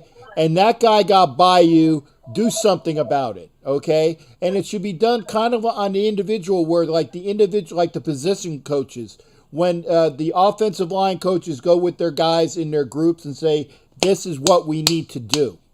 Okay? And that's why the position coaches are more important for the overall, in my estimation, they're more important for the overall running of a football team, because the offense coordinator, defense coordinator, and the head coach and of course special teams coach as well. They got enough shit going on that it's up to the guys that run the shit. That's why Tom Cable is so very important. That's why Rod Marinelli, as a position coach of the D-line, is so very important. Okay? That is what we need to have done. And but here's the other thing. Paul Gunther, as the defensive coordinator, is overall in charge of taking things and changing them. And that's his job, and he ain't doing it. No, he's not. He ain't doing it. That's what my point was. Yeah. I agree with you. And even though they are a young team on the defensive side of the ball, they are professionals, and I agree with you completely. But what I don't agree with is, okay, we're playing in a really weird, completely bizarre situation. There are no fans in the stands. They don't get that extra added enthusiasm as they come out of the tunnel, whether it be the hatred playing out at a different field in a different stadium or at home. So they have to create that. Well, they can create their own enthusiasm, but there should be that extra oomph coming from the defensive coordinator or offensive coordinator. It doesn't matter. And yes, God, the defense, the missed tackles was just unreal. Yeah. I mean, yeah, and you know that, like you said, 200, something like 240 yards. You don't run for 240 yards, period. Right. Unless you're Bo Jackson. Yeah, I tell you what, like I said, Burkhead, Givehead, Suckhead, I'm ahead, whatever the hell his name is. He looked like the second coming of Gale Sayers and Brian Pickle all rolled into one. White guy who ran well. But you know, that's the thing, and they needed to stop him. They needed to stop Sony Michel, and they needed to stop the rookie, whose I think his name was Jackson or Johnson. I didn't catch what his name was. It doesn't matter. And Cam Newton. They need to stop Cam Newton. Well, you know, Jerry, honestly, they stopped Cam Newton. Cam Newton only had one play as a quarterback. True. That he busted through the line and gained like about 9-10 yards. One play. You can look at the stat sheet. He did not gain a lot of yards today because they played Cam Newton well. But what the problem was they forgot how to tackle anybody else who was in the backfield on a running play. I agree with you. Yeah. I agree with you. I really think this is going to be a wake-up call for them, kind of a shot in the mouth, and they're gonna bounce back. And I'm not saying we're going to beat Buffalo, but I guarantee you we're gonna give them a run for their money. I think that they can win. And, I do too. And it's just a matter of making them do it and seeing that they can do it. And here's the thing, though. And Ed was saying that he thinks that Josh Allen is going to beat us. And I'm like, no, I don't think so. No, I don't think so. But here's the thing: the defense, the secondary, played okay today. They didn't allow too many long passes. Edelman, I think, had only 2 passes caught, 3 at the most. But I can get the stats back. I got rid of them because I wanted the thing to. Because I had too many windows up and I wanted to make sure that the computer wasn't slowing down. So I got rid of a lot of the windows. That's why I don't have my Facebook up either. But it doesn't really matter. The fact is that Edelman did not hurt us. He didn't. No. Cam Newton did not hurt us. But those running backs certainly fucking hurt us. Michelle and Burkhead. The end of turnover. And we were horrible in the red zone. Yeah, we left a lot of points on the field. The first 3 should have been a 7. We missed a field goal, and I think there was another turnover that we had in the red zone that we ended up getting back. So that I think that was like actually the first points as well. So that's a wash. But did you have? Go ahead, Jerry. Did you have kind of a flashback when Josh Jacobs fumbled the ball, recovered it, and they said it was a fumble and turned it over to New England? I kind of had a flashback a little bit. To who? The tuck rule. Well, of course, Tony Romo immediately hearkened to that. Immediately hearkened to that. But absolutely. I mean, totally different game. Totally different game. I know that, in totally different era, but yeah. You know, as a Raider fan, you're not going to forget. Oh, and no. You sure as hell won't forget. Oh yeah. And but it ain't going to happen. Yeah. Like I said, we need to play better. And I don't know exactly. I haven't studied the Bills that effectively. I will do that hopefully this week before I go on the show, so I don't sound like a total incompetent fuck. Because I want to at least be able to shore that we have things covered. By the way, Edalberto Vela, right here for you, bud. I want to show Ed something while I'm here. Okay. Ed, this is yours. This is Ed's patches. So I will put this in the mail tomorrow. I don't want, nobody needs to know your fucking address. But Ed, there you go. That's your patches, brother. And here's the thing. We it took us a while to get over that. But and what I want to do more than anything else is, this win would have been better today, but let's beat Bill Belichick in the playoffs. There you go. Let's make it a better place to beat him. Let's take him out of the playoffs, and that would be much sweeter. Okay? Ever since, I've been wanting to say this, and I said it to the Bear. And let me say it to you. A long-standing dream of mine, Tom Brady leaves New England, goes to Tampa Bay. The Raiders beat beat New England in the playoffs to send them home, play Tampa Bay in the Super Bowl, beat the Buccaneers in the Super Bowl, sending Brady into retirement, and making John Gruden the first and only coach to win 2 Super Bowls, defeating both his former teams. I wanted to say that. Okay. I if you're gonna dream big. I got you. But you know what? Because I live here, and here is Tampa. If you guys don't know already, I live in Tampa. Okay. I know. Only because I live here, I want to beat them in the regular season at our house, okay? And B, I don't want them to even sniff the playoffs. I don't want them to even sniff the playoffs, because if you listen to all of these fans here, they're already saying that it's going to be a home game Super Bowl for the Buccaneers. Okay, they're all saying it, and the best thing to shut them up is that they don't even come close, and that's what I'm hoping. That's what I'm hoping. Your point's taken. Yeah.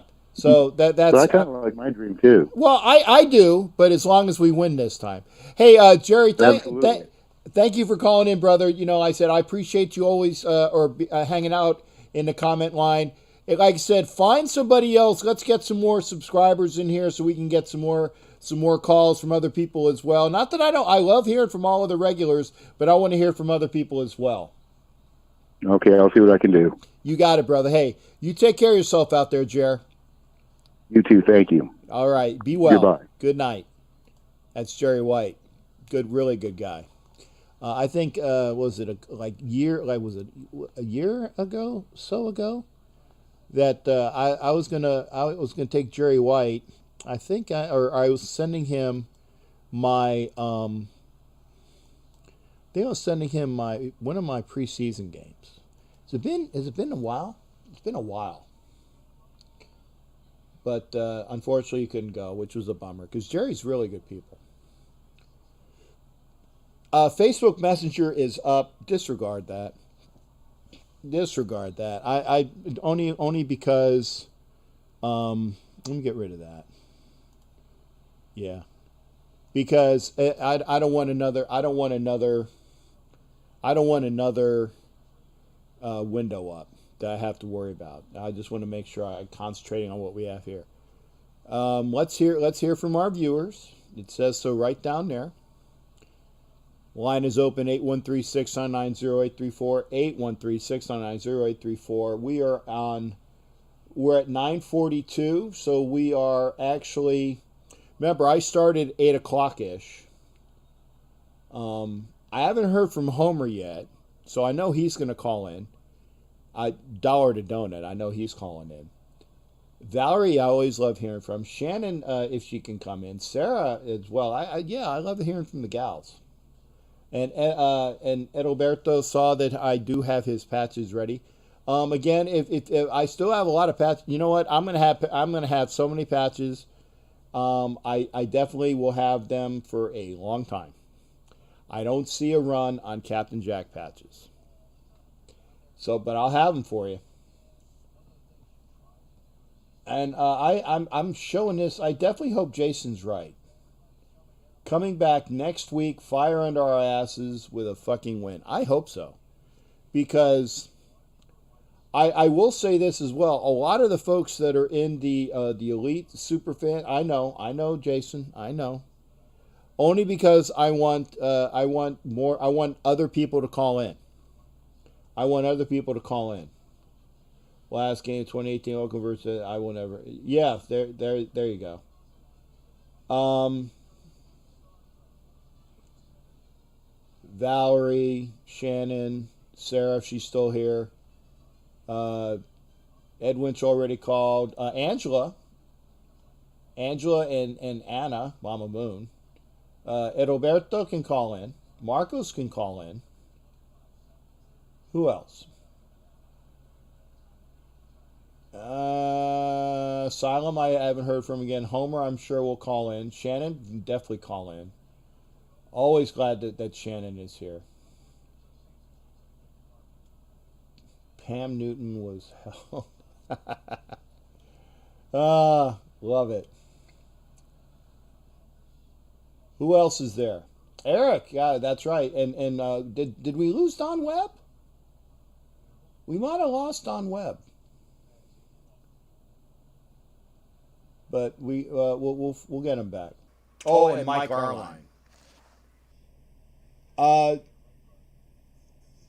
It's 9:45. Right now, it is almost halftime, and the Packers are beating the Saints in New Orleans. So, and it was very good. It was so nice to see the Cow Patties lose today. They have one win, and they shouldn't even have that one. That was a gift. Dallas is 1-2. They should be 0-3. We're 2-1, and our record indicates really what we are, because we didn't play well today. But I really think that we can come back. But it's up to a matter that, you know what? It will take the team to learn how to tackle again.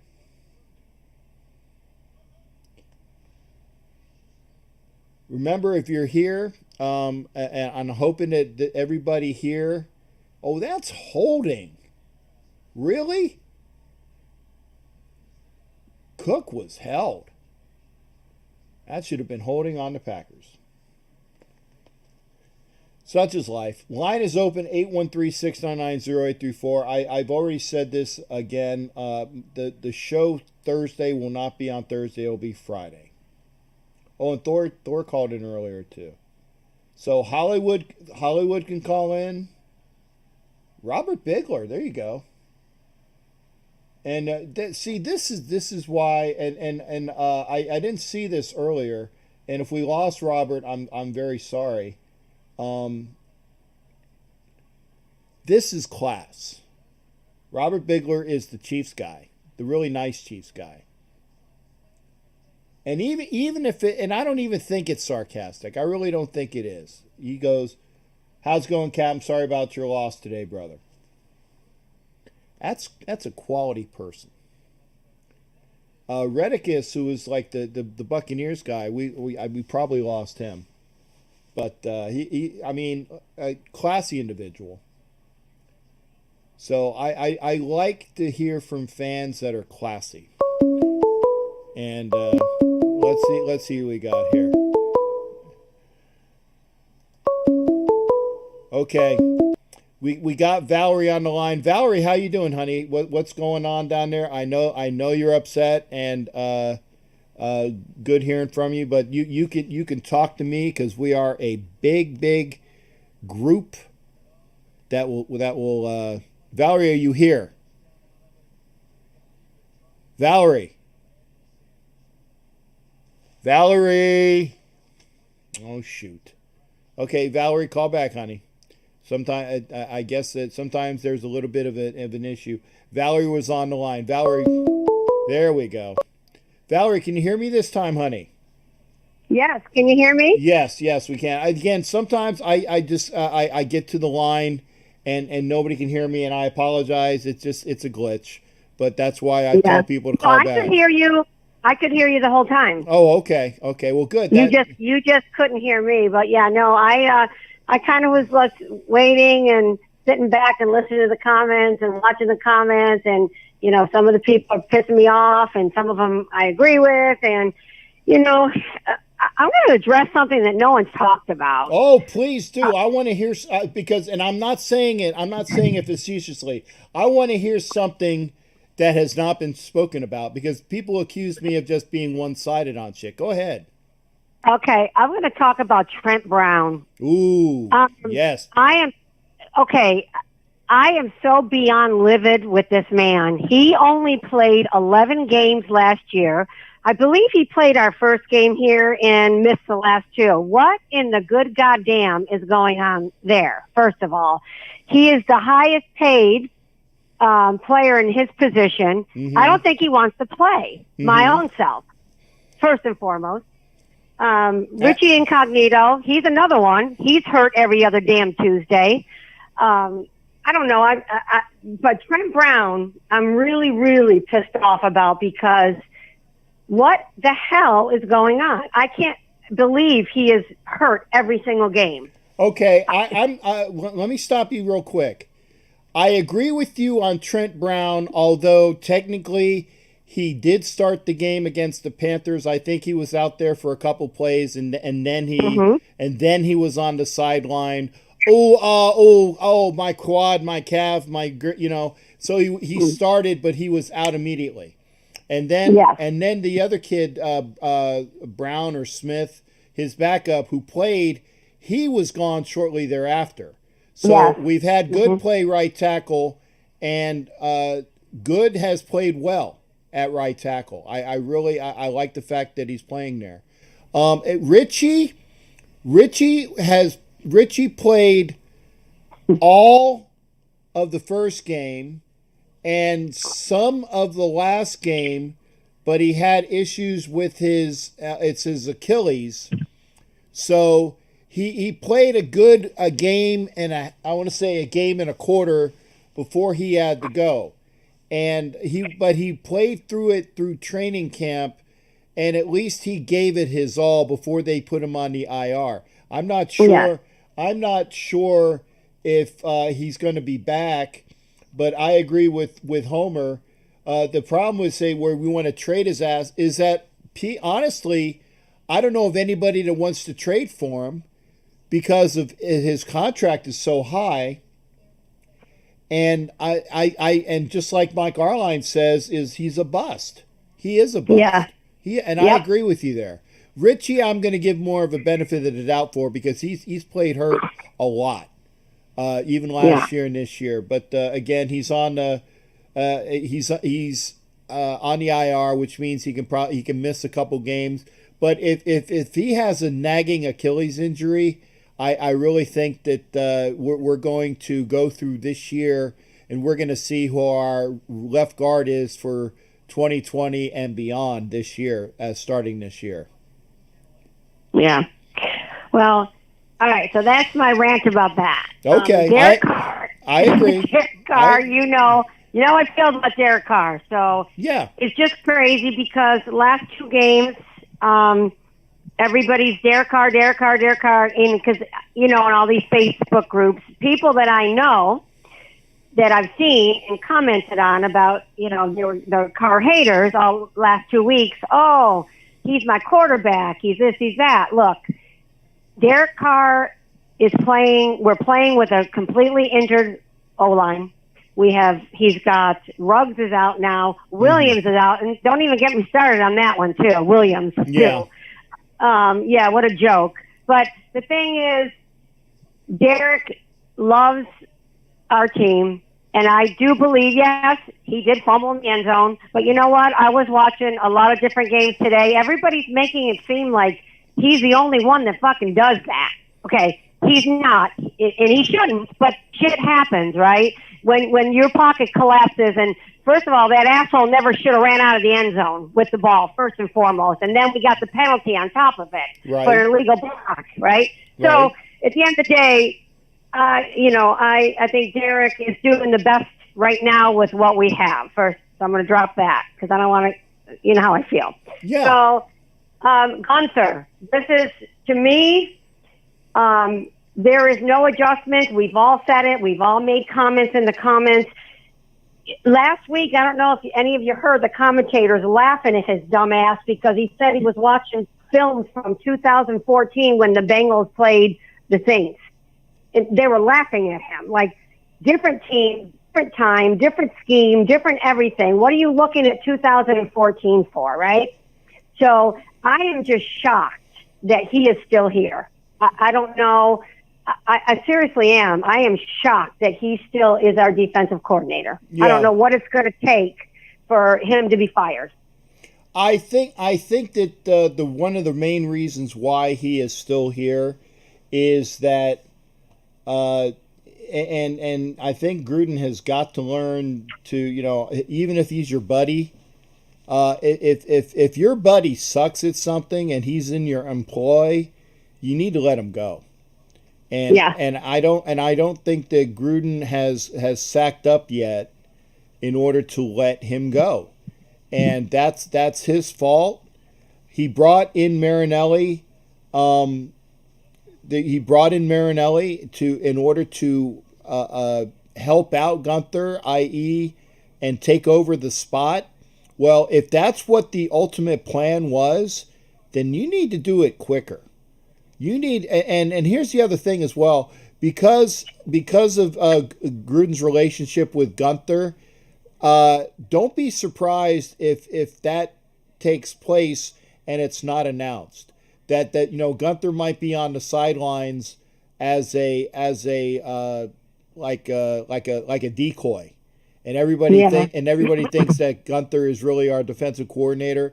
But really, it might be Rod Marinelli and it might come out that eventually that has transpired. But, I tell you, Marinelli is a lot more aggressive. His game planning is a lot more aggressive. And I want to see that because Gunther, when he does blitz, and this is so funny. When he blitzes, he'll blitz the smallest guy to come running up, and he gets washed up. Or I can't remember what the football term is, but basically he gets a small guy that gets washed into the weeds of the waves of all these friggin' mountains, and they don't do anything. If you're gonna blitz effectively, and he doesn't do that. Okay. Yeah. And I think that Marinelli, once he takes over, and I know he will, the question is how many games do we have to lose until it's self-evident that the scheme sucks and we need to change the scheme? That's what I want to know. After last week's win and we were 2-0, going into this game, I said the same thing. I said, we're not going to win this game. And everybody's like, oh, you're so, why are you being like that? And you putting that bad juju out there. I said, because we barely got by the Panthers. And we did a good job with the Saints. I'm not going to lie there. But however, I said, we cannot go into New England with the best coach that I hate to even put these words out of my mouth, probably almost that ever has coached in the NFL. And we did a good job the first half, but what did he do? He made adjustments everywhere that needed to be made. And what did we do? Nothing. Nothing. Yeah. And the crazy thing is I think we got a lot of talented defensive players, a lot of young, really talented, but they're not coached. They always look confused. Watch when they line up. They always look confused. They're always like, somebody's always like got their hands up like what are we doing? I don't know. I feel like I don't know what the hell's going on. And I don't think they do either. And I think that, and I hate to say this, but they're doing the best that they can, I think, with the lack of coaching that they have. Yeah, and I agree with you there. If you got some bozo, and I'm really thinking of like if you're working at a fast food place, and you got some young kid has no fucking clue what the fuck's going on, but he's your manager, and you gotta listen to him because he's your manager. It doesn't make for a good work environment, and I really think that the players recognize, but they're smart enough not to be disruptive. They're smart enough not to be disruptive so that they don't call him out in the press, because once you do that, it gets really ugly. Yeah. It gets really ugly. Yeah. But I tell you what, they need to make a change.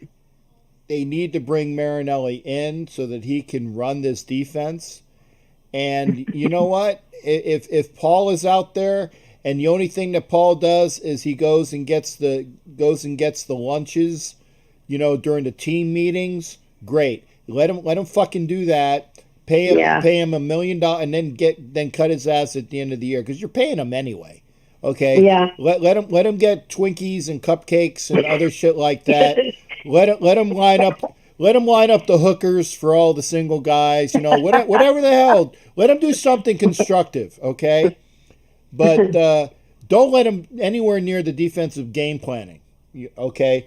Let him do something that is constructive, and let Marinelli take care, because again, you said it. Mike Arline have said it. You've said it since last year. Yep. Since last year. I give you props on that. You guys have been bending my ear since last year that Paul Guenther is a fucking worthless piece of shit placeholder.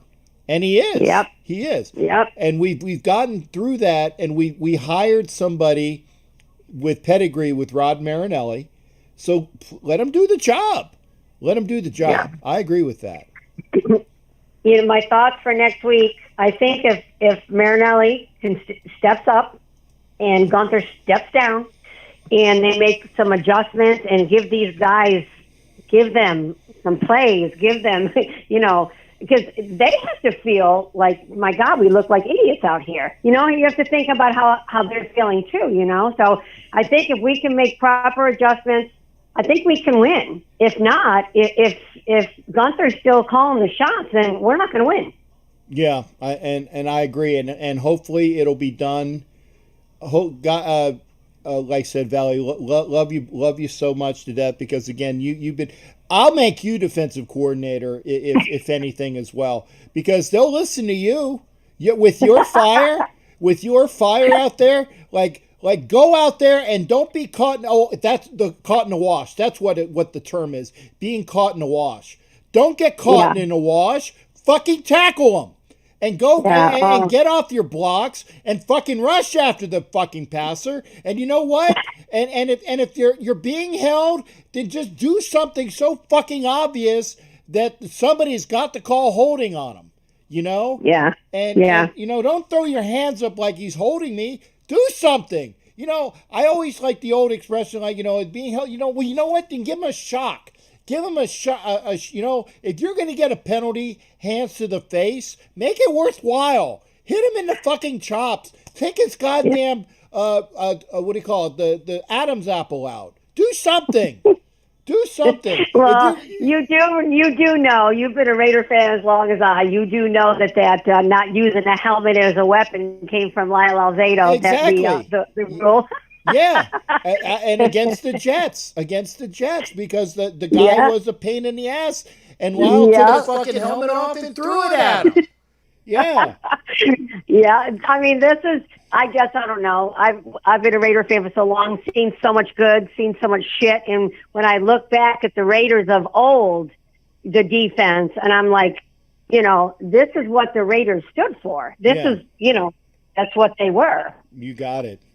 Hey, Valerie, I love you to death, and thank you so much for calling in. It's pleasant to hear from ladies that know what the hell they're talking about. It makes the show a lot better, for sure.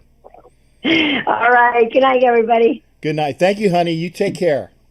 All right. Bye-bye. All right. Bye-bye. That's Val. I love hearing from Val, man. She's awesome.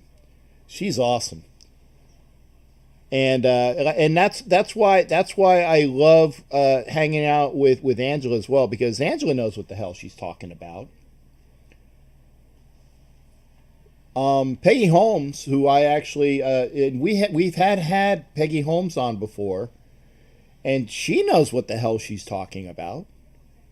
You know, these ladies who know, it's so refreshing to hear from them. So we need a change. Start of the third quarter. Nolan's up 17-13. Packers with the ball, and Rodgers goes deep, and no flag. So you're caught up. Line is open, 813-699-0834, 813-699-0834. Thank you for calling in, folks. Ryan Downs, thanks for being there as well. Apparently, Ryan and they were saying, Jason was saying that he had a broken collarbone from the Saints game when he went into the truck cart, you know, the camera cart, and that he had some bleeding inside or whatever. That's what Jason said. The first time hearing about it.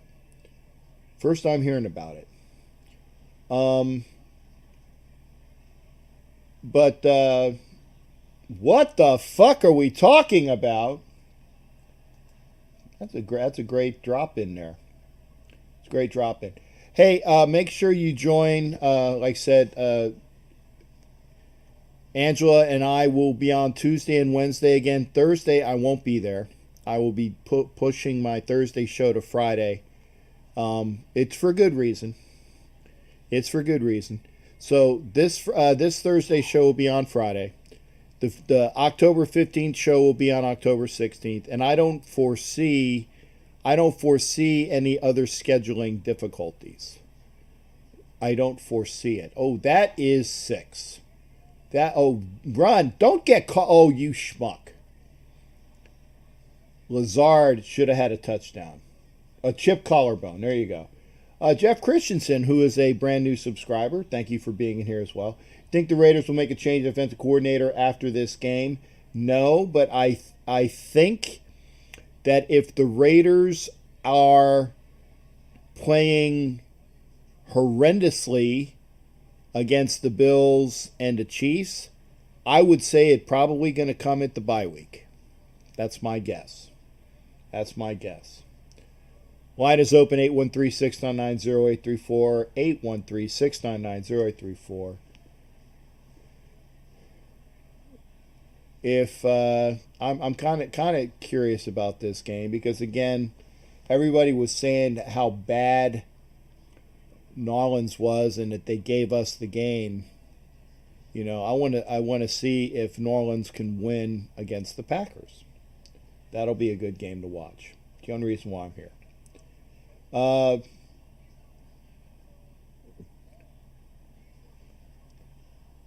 It's just a matter of, remember that we won the last 2 games because we put up 34. We didn't put up 34 today because we ran up against a really good defensive coach. Gruden said at his press conference he was going to fix the defense. Oh, okay. Well, see, I didn't see that post-game press conference, Mike. Mike, can you call in and comment about that, please? Because if you saw that, chat line is like the commentary from the guys in the Major League movie. You're going to have to explain that one. It is bad to take Jobu's rum. He's bad. Very, very bad. Don't fuck with Jobu rum. Don't fuck with Jobu rum. Okay, hey Ed, you have a nice dinner. I had some really good calzone and wings. I'm surprised Homer hasn't called in yet.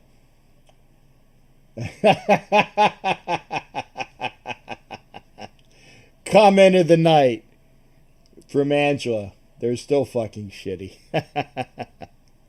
Oh, you guys are cards. 813-699-0834. 813-699-0834. Who wants to call in?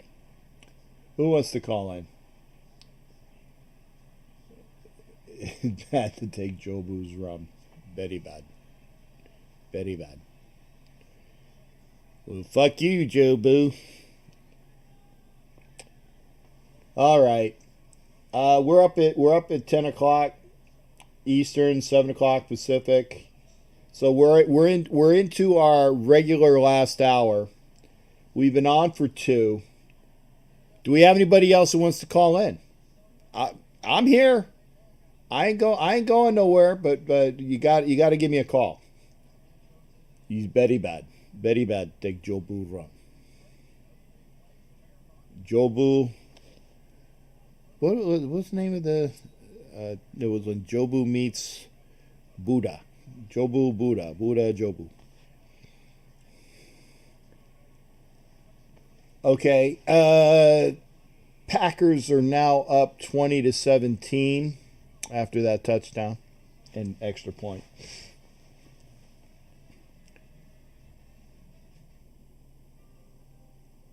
Let's talk more about, and I'm going to have to pull up some of the stats. So hopefully it won't make the stats. Okay. I'm gonna see what we got, because this is what we need to do, is look ahead to next week. 813, who am I speaking to? This is Mike Arline. Hey, Mike, I don't know why your damn phone didn't show up. Fuck. Yeah. Oh, you know what? Maybe, well, I am, is this a different number? Yeah, you have a Tampa area code now. Okay. Well, hang on a second. I just got my phone over here. I will put you up into the phone now. So hopefully the next time you call in, it will be, I'll know, and I'll be, because notice I say who everybody is when their phone comes up. How you doing tonight, brother? Oh, doing good. Just sitting back, listening to all our shipmates, and try to, I guess, get different angles on what we should do to, or maybe to fix these issues that we have. I know number one, of course, it is injuries. We've got a lot of injuries, of course, to the offensive line, but just seems like, I guess that, I don't know, maybe they could have tried something else, or maybe, like you said, they're going to probably put that other guy, Oman, I guess his name is, at guard next week. If, well, we know Incognito's probably going to be out for a while, but at least put him there. Yeah, now here's the thing, like I said, you want Brandon Parker to play guard. I don't. I would rather have Omame, I believe is his name, because he's more of a veteran. Now, if he doesn't know the playbook, then yeah, you're resigned to put Brandon Parker in there but God knows, I mean, hopefully Parker plays better as a guard than he does as a tackle, and I'm really very happy with the way that that Denzel Good has played right tackle. I mean, he's played wonderfully. Yeah, that's the reason why I was saying it, because maybe Brandon, he's a big guy. Maybe he's better, well suited inside, and if this other guy doesn't cut it, might want to give him a shot, because obviously Simpson's not ready. Yeah, and he is a rookie, and we just gotta work with it. And and I'm hoping that he will get. Now I tell you this though, he is the future. He is the future of our offensive line. So it's not gonna. It's sooner or later. Oh yeah, your phone's in here. Okay, probably because my phone was off. Okay, I have you in here. I just wanted to make sure. My phone was off, which is why it didn't show up. But still, I don't know why. If I had my phone on, it would have shown up on my phone. But I sent you a text too about that. What Gruden said about the fixing the defense there. I saw. So okay. Yeah, I can check it out. Okay, but I got you on the line. Give us a short synopsis. What did he say? Basically that he saw the errors that as far as the play calling. I mean, it's just when we saw those screens and draws, that that means that the pass rush is being too aggressive. So and we were getting caught off guard. Linebackers, of course, not in position to make plays, but I guess kind of I was looking at, I know everybody was saying that, or a lot of people were saying it's poor tackling, but in the first quarter, they were tackling fine. So I don't know. I think it's more of a common, maybe, they were tired because of poor tackling, but it seemed like they were just, they didn't know where to go because the play calling was just, defensive play calling was just horrible. Mm-hmm. I mean, you could see all the time, like they kept keying in on Cam, and Cam didn't do anything. It's like, why do they keep worried about him when, the running backs are destroying us, catching the ball and running the ball? Right. I can see that in the fact that they definitely looked bad. Ooh, boy, I don't know what the fuck happened here. I'm sorry, I have a bad screenshot. I don't know why that they looked as awful as they did. And it's just that I don't know. They got to do something about it. They got to do something about it. And without them changing it up, we really did just look horrendously bad today, and that's got to change. And they got to do something about that. Yeah, we need to work on it. Oh fuck! I see the watchers are going down. So maybe the spinning circle of death isn't. If you're still here, yeah, let me know. Yeah, okay, yeah, okay. Hopefully, God damn it, fuck. Yeah, I see you spinning there. Yeah, I'm spinning. Fuck. I don't know what else I can turn off. It looks like you're back on now. Okay, good. I hate it when I see that I'm spinning, because then people say, "Where the fuck are you?" Okay, go back. Hopefully, I'll get some folks back. Yeah, I'm down 9, 10, 9. Boy, it's like a bad surgery. The numbers keep dropping, but yeah, Kwiatkowski needs to come back. Homer's here. Thank you for being here, Homer. And Asylum's still here, so good. You know what? I don't know if it's that easy though. If it's that easy, then why is Kwiatkowski really that much of a difference? I mean, maybe No. maybe it is, but I don't know why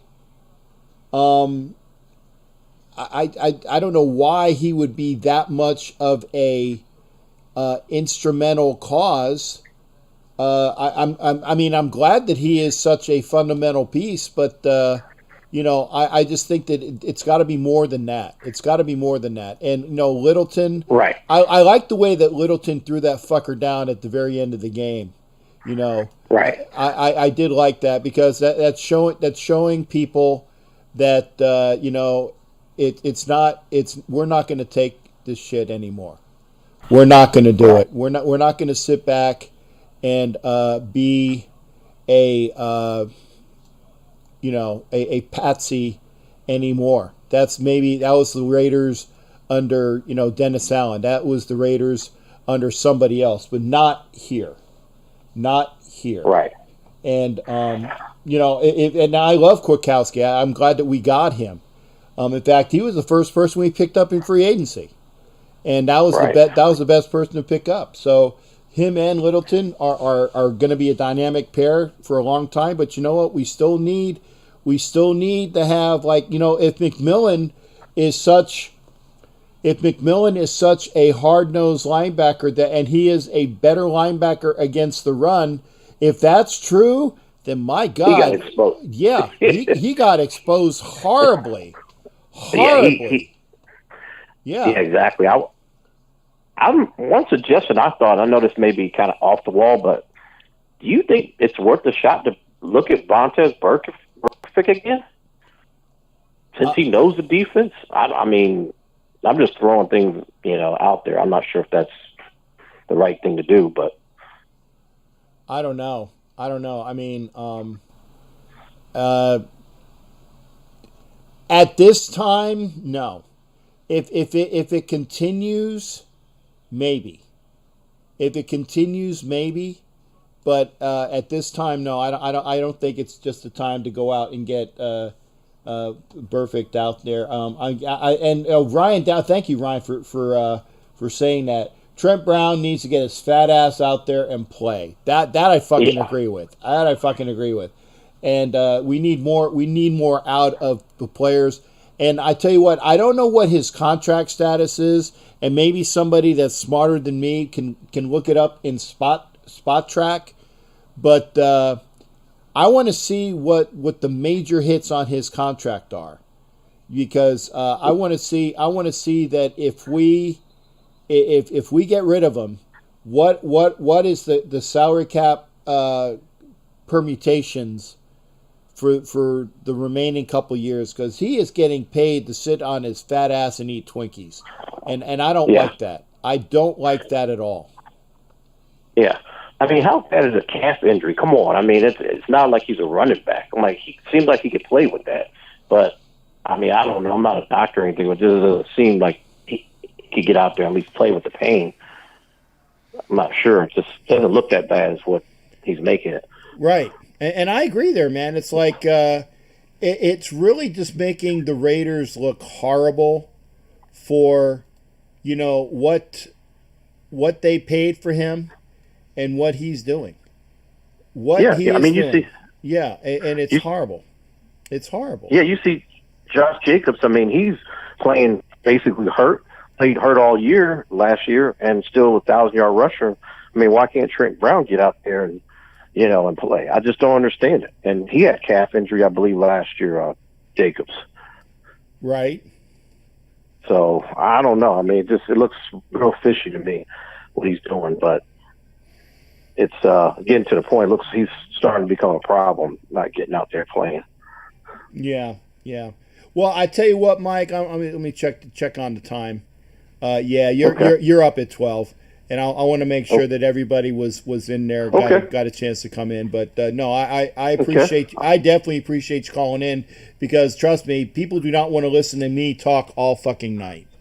That's just, you don't want that. I mean, yeah, I'll do it. I did it for 2 hours at a spell in Gitmo.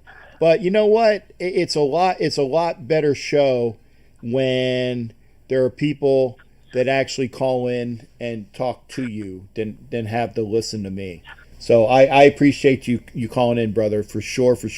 And when we get that together, like I said, when we get a chance to get the Black Hole Tampa together, I'll let folks know. We'll do that for sure. Okay, yeah, I was about to ask you that. Yeah, I see our numbers are going down here, so maybe we can get back together soon. Yeah, hopefully so. Yeah. Okay, Cap. Well, I guess I will talk to you next week, and go Raiders. Go Raiders, man. Thanks again for calling in, Mike. Always good hearing from you. Okay. All right. That's Mike Arline, one of my buddies here in the Florida area, a member of the Tampa Bay Black Hole. And that we actually really do have a club. And that's another thing that kind of sucks with COVID, is that I haven't really had a chance to go out and get a definitive place to call our own, because I can't really get out of the house to do that. So, okay, let's see who we got here. Oh boy, it's been a while. And for the edification of all, it's a little bit late, and I tell you what, it's always good to hear from him. It is the Pittsburgh Report with Jared. Jared, how you doing, brother? What's going on? Sorry I'm late, guys. I apologize ahead of time. I'm doing good, actually, believe it or not. I was watching a pay-per-view with my friend tonight at my house, however, so we just got done watching a little bit ago, so I'm here. But, yeah, that was a very interesting game today against Mr. Watson in Houston. I mean, the defense showed up, however, and they kept them in check in the second half. All in the first half, it was a little shaky at times, but the thing is, though, I mean, I don't know how we're doing it, how defensively we're playing good, however, but again, James Conner for the second week in a row stays healthy. The Steelers, of course, get by the skin of their teeth, however, and now they got to take on the Tins, however, in Nashville next week, Mr. Henry and Mr. Tannehill. But there's been some surprises today. We saw what happened, obviously, with that somewhat bullshit ending call, however, in Buffalo, however, if you will. Okay, wait. Give me edification there. It was pass. They said there was a very questionable call towards the end of the game. However, it was a pass interference call that led to the Buffalo Bills going ahead. However, in that game, okay, fourth down. It was a fourth. It says here, it was the wrong call. It said instead, despite overcoming the 25-point deficit, they suffered. It was a fourth down pass interference penalty, resulting in the Bills' go-ahead touchdown. It says 4th and 8 from the Rams 13 with 30 seconds remaining, and the Rams up 4. Josh Allen attempted to pass to receiver Gabriel Davis, who was playing in place of John Brown after he had injured his calf earlier in the game. Supposedly, the pass fell incomplete, however, but quarterback Darius Williams drew a penalty for pass interference, giving the Bills a fresh set of downs and moving them to the 3. On the ensuing play, Allen completed a 3-yard pass to tight end Tyler Croft for a touchdown and ensured the Bills a 3-point victory with 10 seconds to go. Okay. And Robert Woods said after the game, no, obviously not, however. Being out there, he's playing defensive back. He's playing hands-on and checking him. And as he gets his route, the receiver initiates the contact, and the quarterback is literally just throwing the ball in the area, and it wasn't even a catchable ball. Obviously, they made the call, and it is what it is. You get to keep playing and finish the game. Okay, so the Bills are on a high, winning a game that they really shouldn't have won. Exactly. Okay, well then that, to me, that portends well for the Raiders getting their shit together. If I mean, again, the Raiders played horribly today overall, and I think that they could beat the Bills, and that was even before I heard about that. So I mean, obviously the defense needs to play a hell of a lot better against Allen than they did against the Patriots, because the Patriots just let us get gashed for I don't know how many friggin' yards they had, but it was a lot. Yeah. And then, of course, you have another game, however, that was interesting. Dallas and Seattle, and of course, Dak passes for 460, however, and Wilson only passes for 320, however, but that was a wild, crazy game, 38-31. The Hawks win that game. But the biggest surprise of the day, well, I wouldn't say the biggest surprise of the day, we've got 2 0-3 teams, however, going at it this Thursday night, however, in New York, however. And right now, I was just reading some of the New York Post already, and they're already saying how right now at this point, it's time to get rid of possibly Adam Gase right now. And I would say Dan Quinn also, after what he did today against Chicago, they were up against Chicago, and they let that lead, again, squander right out of their hands. Yeah, so the Falcons are now 0-3 again? Yeah, the Falcons are 0-3 again, however, and looking up, however. Yeah, so Dan's gone. I mean, if the Falcons are a much better team than they're playing, I know that for a fact. By the way, Eric, thank you for being here. You call it a night. I got you, brother. Thank you for sticking around.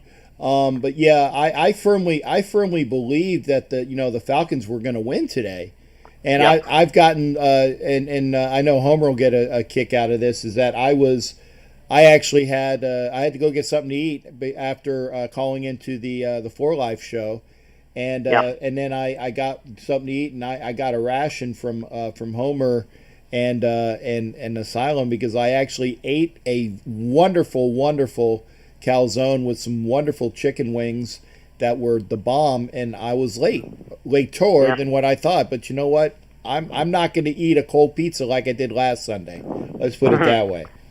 Well, the thing is, like I said, since it's a short week, and we saw what Denver did this afternoon, however, against Mr. Brady and company in the Mile High City, and then on such a short week, I don't know at this point. I mean, Fishy and Gino knows he's going to New York, however, this week, however, it's going to be interesting, but I don't know. If you're the Jets right now, do you make this move right now before Thursday, or do you wait until maybe Friday morning and say, okay, you're out of a job, Adam Gase? I don't know what you do if you're the Jets. And as far as the Hawks go, however, or the Falcons, however, they got a Monday night game coming up in Green Bay next Monday night. I don't know if they're going to make the move this week or they're going to wait till after next Monday, but I don't know. If I'm the Falcons right now and the Jets, they better start looking at the big picture right now. Yeah, I agree. And I tell you what, if I was the Jets, I mean, if you lose to the Broncos, yeah, man, you need to fire Gase. You definitely need to fire Gase. Yeah. And so I would do that. And I tell you what, I definitely, I'd be very surprised if I check to see when the bye weeks are for the Falcons, but they might be making that Dan. I almost said Dan Quayle. Dan Quinn. He's definitely on a short leash there. So now final words out. Well, like I said, I'm happy we're 3-0. Our defense is looking good, but next week we're going to be tested, obviously, with Mr. Tannehill in Tennessee, and of course we got the big one tomorrow night. However, hopefully Kansas City ends up beating Baltimore. That would be a nice present, however, for the Steeler fans to be happy about going into Tennessee up in first place by a game. Well, you know that everybody here pretty much argues 180 from you. So it's like I just so you know, yeah, good for Jared, good for the Steelers country. I'm not going to say nation. Good for Steelers country, but not good for Raider Nation. But hey, we allow you, like I said, we allow you your good stuff. You know, the Pittsburgh Report is always informative, and I appreciate you calling in, man. No problem. I'll be in touch with you this week. All right, you take care, Jared. Thanks for calling in, man. All right, that's the Pittsburgh Report with Jared. I was wondering where Jared was. Valerie says, "Go Baltimore." I mean, come on, Jared. You in a house full of Raiders, you're going to say that I hope the Kansas City Chiefs win? Come on. You know better than that. But he knows. But it's like if he's a Steelers fan, and of course he wants the folks to lose. I think the Chiefs are going to lose. It's in Baltimore, right? I think the Kansas City goes to Baltimore. If I'm mistaken, if I'm right there, it's Chiefs at Baltimore, correct? That's what I thought. All right, line is open 813-699-0834. Donkeys and Chokers lost. Yeah, so that means that. Okay, I know that the Chargers are one. So Chargers are 1-2. Denver is 0-3. We're 2-1. And Kansas City, if they're 2-1, that would be good. In Baltimore, thanks, Val. That's what I love, Val. Val has me with all the information that I need. Oh, what? Sit back here, get a better shot there. There we go. What the fuck is going on here? Better? Okay. Line is open, 813-609-0834, 813-609-0834. Permission to come aboard granted, Michael Guerrero. Thank you for being here. We are just getting through with the night. It is 10:30 Eastern, 7:30 Pacific. We still got a half an hour of calls, and I appreciate people being here. Again, remember, if you are not subscribed, please subscribe. Where's Homer? I don't know, Val. I told Homer he can call in. Homer and I had it out before the not had it out, but I told him how I felt about Derek Carr dropping the ball, literally. That was his big mistake today. He didn't play terribly bad. He played terribly bad. But I said that, Derek Carr needs to not do that. Oh, we're going to enjoy this one now. Raiders Scream, brother, how are you tonight? Good to see you. Oh, boy, what the hell happened here? Jack, what's happening, brother? A very bad. I did some monitoring of my other things. So let me check this out. Okay, I will get this square up. That's not it. Well, go ahead and talk to me. I will. Yeah, man. There we go. We did some great things down in South Austin today with the Black Hole Austin, Texas chapter. Homer, of course, our president, and got the, I guess we could say, like, christened the location that we're gonna be at week in and week out. You know what I'm saying? And do some away games as well. So, I mean, yeah, we took a loss today, but the Raider Nation's still undefeated, baby. That's right. Hey, the team might lose, but you know what? We all good to go. We all good. Yeah, man. Winning, man. It's good to see you. I'm glad you're in a healthy status. I mean, I hope everything's going well for you and the family. Yeah, I not bad. Not bad. Like I said, it's better days, but which will it might, like I say, better days coming up, and hopefully that we'd only get better from there. That's what I'm talking about. Always optimistic, man. It's a pleasure. I know you said this for like 30 minutes. So I figured I'll call in and drop a couple, saying shouts out to, everybody across the nation, the safety and, health and everybody. Right, but, right. Let me turn this football game down. I'm watching the Saints and Green Bay. It's an all right game. Yeah, we are too. Yeah. Like 27-20, I guess. I mean, battle a couple good quarterbacks and everything. I mean, as far as our game, man, it's just like, what the fuck, Like, it was kind of frustrating to see certain things occur. I mean, you know me. I ain't no hater of nobody that wears the silver and black. You know what I'm saying? I got it. But goddamn, there's just some players that they've gotten some crazy money, and some of them ain't even took the field. So I think we need to do something with Trent Brown. I agree, and I was gonna say, Valerie said it best. It's like, what the fuck are we paying this guy for?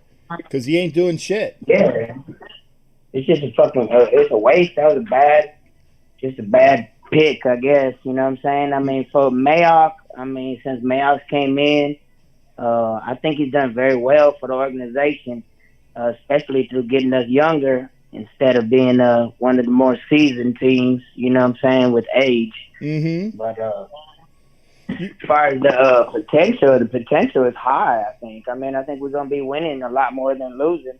Yeah. You know what? And this is what I would do is if you could get, and I'm not sure about the pay ramifications. If you can get money for Brown for like a pay settlement or anything like that, or so that you don't have to pay him X amount, or because here's what you don't want to do. You don't want to cut him and then have somebody that is like Kansas City pick him up, and then and you know that's just not good. If you can trade him, I would trade him to somebody in the NFC, and that's just the way it is with me. I would try to get rid of that contract, or even say this is that excuse me, is that trade him to the NFC and say, hey, we'll take on half the contract this year, and you know, better paying half is better than paying the whole fucking thing. Yeah, I agree. I agree strongly. How about if he goes to Chicago and we get Max back? What's your opinion? Well, the gentleman you're talking about didn't want to play for Gruden. Has that changed? I mean, hey, some people got to humble themselves in order to get a championship ring. Yeah. I mean, Chicago's sitting out there 3-0, and how in the hell are they winning? They just benched their damn quarterback. Like, they still won that thing. And, I mean, honestly, I think Nick Foles is a way better quarterback than Trubisky, but it is what it is. I mean, let's bring that defense back, man. If we bring Mac back and one of them humble themselves, I mean, because Gruden getting paid a whole lot of money, too. Right. So I hold Gruden to a real high standard, bro, because, like, I mean, $100 million, that's like, come on, life-changing right there. Mm-hmm. Like, so, I mean, he has to produce victory. Like, he has to... sorry, that's my son playing with the Halloween things around the house. No worries. Hold on, I'm on the phone, son. Okay. But, yeah, man, I mean, Gruden might need to humble himself a little bit, and Matt need to humble himself a little bit, and then if we can get him back, let Brown go over there and protect Trubisky or damn Nick Foles. Well, let me ask you a question. If you are that person whose name begins with an M, and the Bears are 3-0, do you want to go? Do you want to go leave a team that's undefeated to go to the Raiders? Yeah, I mean, Charles Woodson did. He left Green Bay at a winning time period because Green Bay hardly ever goes under 500, and he came back to the silver and black because he a Raider. So I mean, if Matt want to really be solidify his career, he come back and he be that player like he used to be for the silver and black, and then leave all them attitudes and BS shit on the sideline. You know what I'm saying? I mean, when you hit the field, you just win, baby. Right. Like, I don't know, man. They only have to play 16 hours. They get paid millions to play 16 hours in a year. Come on. You know what I'm saying? Yeah, I was gonna say, you know what? And I'll say this, Scream. If Mike Mayock and John Gruden, and I will even say his name, if Khalil Mack and Mike Mayock and John Gruden sit down, but it's one of those things where I just don't think that it's going to happen. I really don't think it's going to happen. I mean, and it wouldn't and I don't think it would even happen this year. If it was to happen, maybe another year, but I don't think it's going to be this year. I don't think it's even going to be next year.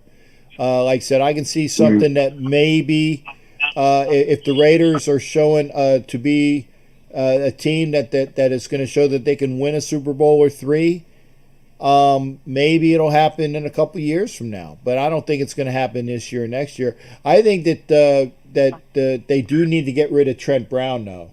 I really think they need to get rid of Trent Brown. That's for sure. Yeah, he absorbed too much and just ain't done nothing. It's like, man, dude, you still on the sideline, dude? Like, you don't. Yeah. Whatever. Yeah, and that's the thing. That's the thing is that he is getting paid to be a fucking worthless fucking. I can't even put out as many fucks as I need to with him, man. He just ain't worth the fuck, right? That's just, and we're getting the money. Yeah. Getting a shitload Yeah. of money. It's Trent like, Brown's getting a shitload of money, and you know what? That other person you're talking about, he's getting a shitload of money too. And honestly, has he performed up to his contract? No. Nah. He hasn't performed like, up to his contract. No. Yeah. So we'll see. But now one other thing, I'm going to ask you this as well there, Scream. One other thing. Okay, what's that? With the game next week against Buffalo, okay? And we heard from Jared and we heard from Jared saying that Buffalo basically got one over on the league, you know, and they won today when they shouldn't have. I didn't see the play because I've been and I tell people, you know, I'm really paying attention to the Raider game, and I'll figure out other things for like the Monday show. I will be up on it, so I know what the plays are that I need to know about. But having said that, do the Raiders beat the Bills next week if they get their shit together on defense? Very, very fucking challenging question, Captain. And I mean, thanks for asking me. It's just it's unknown. It depends. Like, what team are we gonna get?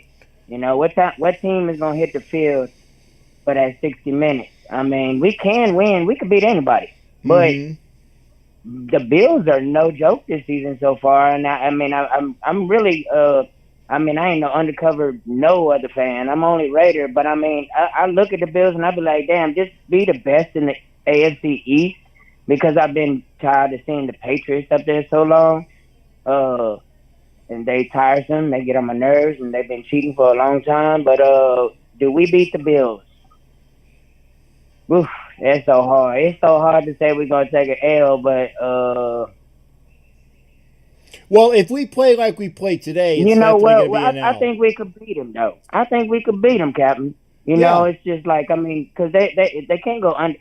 They're not going to go undefeated, so they're going to lose to somebody. Who they going to lose to? Well, they're going to lose to the Raiders. You know what I'm saying? I mean, other than that, they can win every other game, I guess.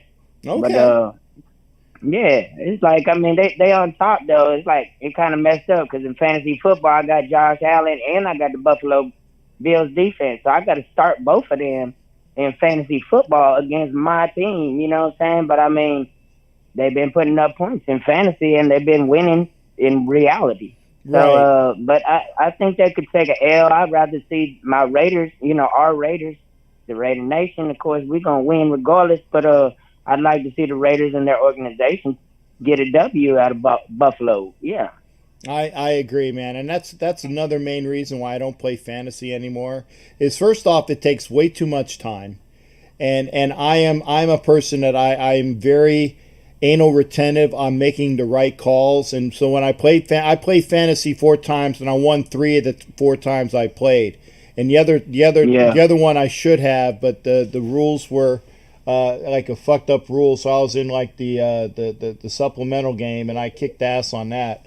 But but I can't play fantasy when one year on fantasy I had that quarterback that used to play for the Patriots, and he was my fantasy quarterback, and it made me ill.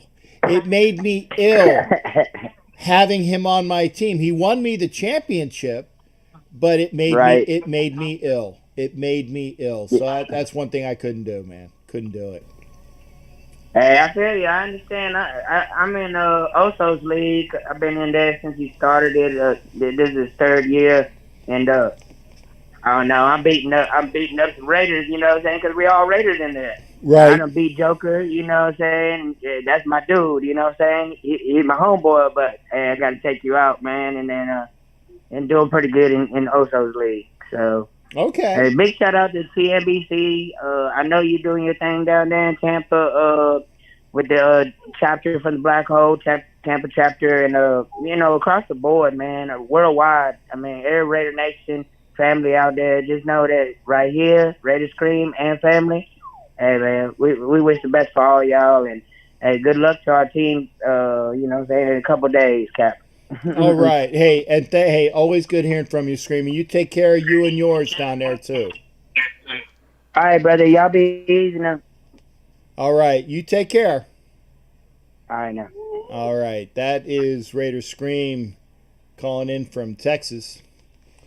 It is 10:47. We've been on for 2 hours and 45 minutes or so. So if you got something to say, now's the time to say it. Homer, if you want to call in today, now's the time to do it. Because I'm telling you, I'm tired. I'm tired. I'm very tired. And no work week tomorrow, new work week.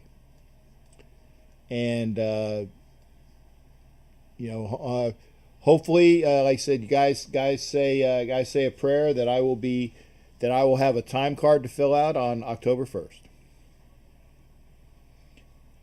I just, gotta do what I gotta do. Hopefully I will, when the, was it like playing a game of, was it when musical chairs? I'm hoping that when the music stops, I'm sitting in a chair. So that'll be good. So I appreciate everybody being here, though. We've had a good show. We've had a chance to, with your input from everybody. Oh, let me get rid of the knock out the caller. Sorry, I didn't do that yet. Shit, stupid me. But with your input, we will continue to ride this wave. And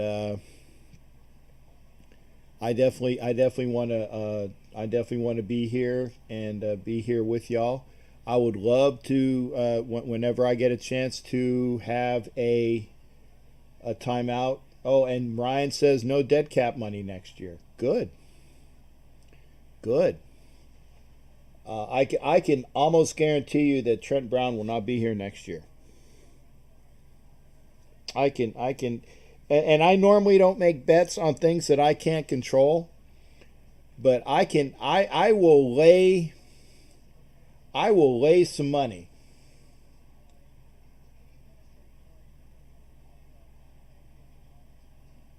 Ooh, who is that out for?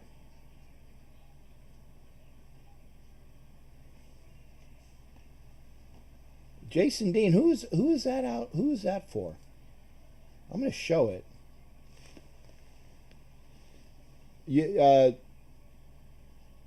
Is that directed at anybody in particular, Jason? Don't be hating and talking shit when we lose, then want hugs and high fives. When we win, you can fuck straight off a cliff. I agree, but is that directed at anybody? I don't know.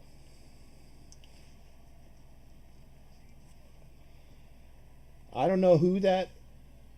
Because I don't know who that's for. I'm going to see if I'm going to go back in. Oh, okay. Just reiterating. Okay. That was pure fire, man. Where's the emojis? Wait. Let me find that. Where? Okay. I need to get. Oh fuck. Where? Come on. Fire. Fire. Where's fire? I don't see fire. Where the fuck is the fire emoji? I don't see it. So can somebody please put fire emojis somewhere? Oh, there it is. Okay. There we go. They were slow. They were slow to come up. I actually put fire in the emojis. Okay, I appreciate it, Jay, because I was like, man, I'm. If we did said something or whatnot, run tell dat, as they used to say. But that's fine. We're all together here. We got a rough week ahead. I want to see what we can do. There you go. Thank you, Valerie. That's why I love Valerie. She's always Johnette on the spot. Okay. There's haters in here, but hey, I get my one at least. Comes by, gives me my thumbs down. What am I gonna do? Not a damn thing.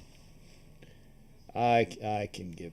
To be honest, it used to bother me. It doesn't bother me anymore.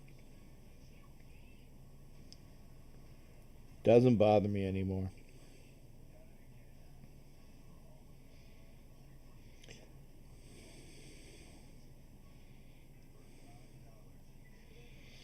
But what are you going to do?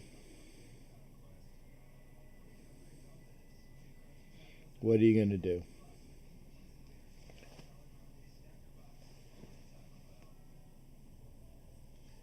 Randy Randy Quaid in Major League 2. That was hilarious. That is hilarious. Valerie, I don't know. Homer was mad. If he was mad at me, that's fine. That's fine. I was according to, and I'm quoting. I was a salty fuck tonight. And again, as long as we all know, I don't hate on Derek Carr. I get disappointed in him. And I tell you what, I think we can beat Buffalo. And you know what? See, the quality win, if the Saints win tonight, that makes our win against them more of a quality win. If the Saints win tonight, that makes the win that we had a quality win. Because everybody was saying how the Saints aren't this and yada yada yada. And you know, it just makes it more of a quality win. So, but this is why if you want to call in the next minute. Call in the next minute, please. 813-699-0834.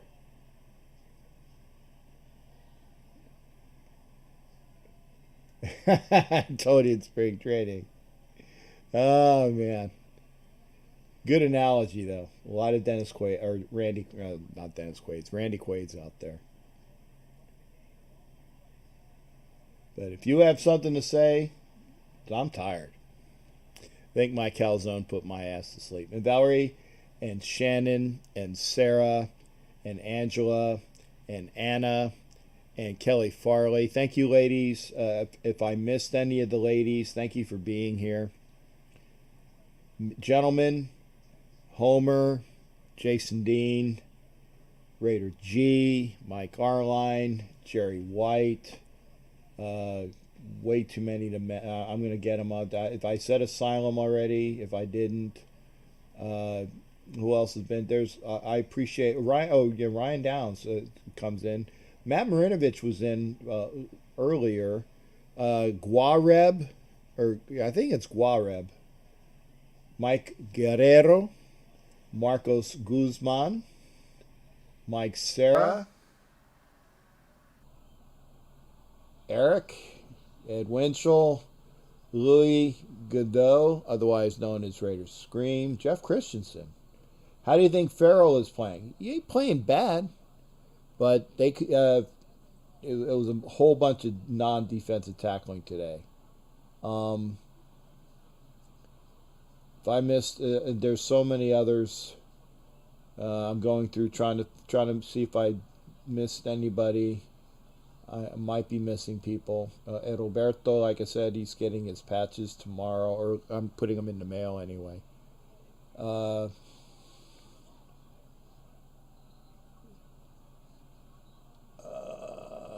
I'm trying to see. Hopefully, Don Webb was here. I think the first hour.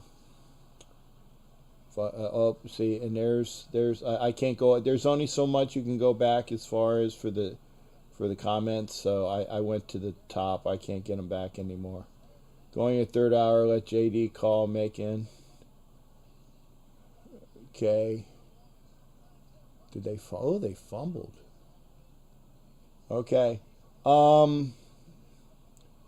No, I didn't. I swear I didn't forget you. Sigh.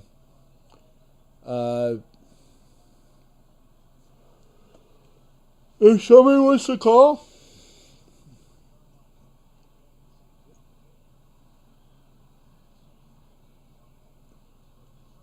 Does somebody want to call? That's fine. Well, here's what we got. I appreciate everybody being here again. Thank you for coming in. Thank you for sharing. Jason called earlier, Val. He did. And I'm glad we had everybody call in. Yeah, Jason called in already, Valerie. Trust me. Appreciate everybody being here. I'm tired. My batteries are down. They're charged down. I'm gonna go and get some chocolate cake and put it in the microwave. Throw some ice cream on it. Yeah, right. As soon as. Okay. I'm allowing this because people were goading you. Yes, Jason Dean. What can I do you for, sir? Well, fucking ain't right they were. They want to hear what I have to say. Okay. Well, I'm giving you an extra because we were doing our roll credits. So. That's my guy. It'll be quick. It'll be like 5 minutes. Go ahead. I just have a few things to say. We're going to be fine next week against Buffalo. We're going to beat the Chills. Everybody's all on the Josh Allen train. Oh, he throws so good. Shut up with that shit. Shut up. Josh Allen doesn't move. He's a fucking robot standing in the pocket. Watch him fucking play. He runs here and there, but there's no one near him. They're on the sidelines, and he's running. 2, these fucking people, so-called Raider fans, with their bullshit, I'm tired of it. I'm going to start I'm telling you, I'm going to start calling people the fuck out. I already called one guy out with his bullshit tonight already on a different fucking page. Okay. Talking all that shit. He does it all the fucking time. I'm fucking tired of these people. They want to talk shit behind, and they want to talk all this shit about Carter, talk all this shit about the team, but then they want to fucking high five and hug everybody when we start winning. Fuck that. Fuck off a cliff. Take a long walk of a short pier. Jump ship. I'm fucking tired of them. The real Raider fans, yes, we're mad. You're mad. Angela's mad. All of Four Life's mad. Everybody's mad. Homer's mad. But you know what? We good. We coming back. We ain't going to trash our team. We're not going to trash our fucking quarterback. We're not going to trash our defense. Yeah, they played shitty. They did. Teams do that all the fucking time. Nobody's undefeated. No one. No, actually. One undefeated team. One undefeated team in NFL history. That's fucking it. Okay. I was going to say. I'm fucking tired of it. It's so disheartening because everybody is all, yeah, man, awesome, we're 2-0. We lose one game, and all of a sudden everybody's got shit talk. Fuck them. Fuck your shit talk. Go be a fucking Rams fan, go be a fucking Weiner fan, or go be a fucking Patriot fan. I'm fucking tired of them. I'm tired of them. They're the same ones that smile in our faces when we're winning. The same fucking people. But they're hiding behind fucking keyboards like little fucking kids living in their parents' basements. I'm fucking sick of it. Okay. Well, when we go out and win next week, when we go out and win, when we go out and beat Buffalo, you know what you're saying? Even if we don't, these fucking so-called keyboard won't you know your shit because you're sitting on your fucking couch. Hey, I remember when I was in high school. Shut the fuck up. You're probably a 45-year-old man single. Probably can't get laid, got no kids, you can't, you do have kids, they probably don't fucking like you. I'm tired of these fucking people. It makes me so fucking mad, it makes me so fired up. When I went to Vegas, Captain, it was the greatest time I ever fucking had with all those people, all the love that I felt, everything, all the people that I met, they welcomed me with open arms. The fucking Pennsylvania kid, that's a Raider fan. There's only a few of us here, and we're scattered all over the state. Mm-hmm. I felt so much love. And you know what? I wish I could go to every fucking game and scream and cheer as loud as I possibly can, just like I did in Vegas. I walked probably 4 miles through the casino, pacing, watching the game. Pacing, back and forth, back and forth, back and forth. This game, I sat on my couch in my living room, watching this game, screaming at the fucking TV. I was heartbroken. We didn't play up to par. We didn't play Raider football. Mm-hmm. Our defense didn't look good. I don't know what Gunther's fucking deal is, but I think he needs to go. I think so. His scheme is so fucking whack. It's disgusting. It's shitty. He runs that stupid-ass zone shit. He never blitzes. That shit from, like, 1932. He needs to come to modern fucking time. This ain't the Cincinnati Bengals back in the day with Carson Palmer and them. and TJ Houshmandzadeh and Ocho Cinco. This ain't them. This is not. This is fucking 2020, 2021 Raider football. No, we need a fucking defensive coordinator that's a bad motherfucker, that's going to blitz constantly. We have athletes that we could blitz all fucking day. Pittsburgh does it 65% of the time. They blitz. You know what the rest of the league does it? 30. Yeah, I agree. I agree with 65% of the fucking time. We blitz. I agree with you. I agree with you there. And when we do, and then when we do blitz, we get caught in the wash, and that's stupid all the time. Yeah, it's like our guys say, "Oh, the hole's not there. Oh, I'm stuck." Fight through a fucking block. Be a tough guy. Be a fucking Raider, like you're supposed to be, like the ones before you, like Hendricks, like fucking Alzado, Howie Long, Willie Brown, Jack Tatum, George Atkinson, all of them, Ben Davidson. Be a fucking Raider. Otis Sistrunk, the man from Mars. Mm-hmm. And everybody about Carr. He's soft. He's not fucking soft. Played with a broken back. He's not soft. Are you fucking kidding me? Yeah, What's wrong with these? Now, what do they want? The next coming of Joe Montana? Jason, is that what they want? Jason, I want you to know though that there are people that are analytical, and I'm talking about me now. I am not a hater, but I try to look at things not through non-silver and black rose-colored glasses. Okay? So I will say things analytically. I will say when we need to improve this, and this, and I will say what needs to be done in my estimation. But so there are people that are realists, but they at least, and for me, and I'm only talking about me now, they're realists, but they at least bring quantitative issues to the table. Now, there are people like, fucking Tommy Bouchane's brother Matt that screams up and down about being a Browns fan because... Oh, that fucking clown. Exactly. Like, for real, yeah, he was a clown. So... motherfucker, man. We don't think shit about his bum-ass team. And he comes and talks shit on ours. Exactly. Who the fuck is he? Exactly. And that's why I unblocked him just to see if he comes in again. So this way I can say, you know what? I gave you your chance. You fucked it up.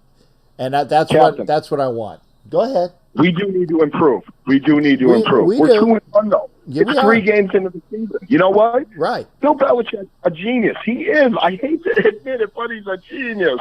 He is. Just every team. He takes out the best player of every team.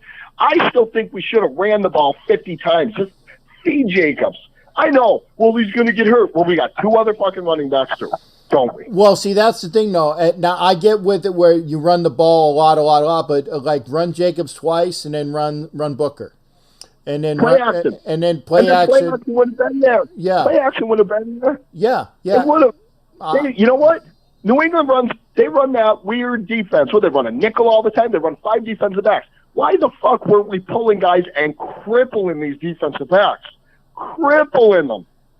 We got Jacobs on the edge and get those hogs out there rolling. Once that amount of mass gets moving, that ain't slowing down.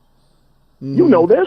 Ingold's a beast too. Ingold was beating dudes up in the middle. Yeah, and he can hurdle people. 12 yards. Then what? Yeah. Little pass. 3. Like, come on. Like, I don't know why we're so vanilla. Because, see, this is what irks me about it. Ruggs was out. Okay, we don't got no speed. The fuck we don't. But I hear we don't trust Gafford. Let him just run down the field. Let him tire somebody out. Edwards started playing good. Yeah, the ankle thing. I get it.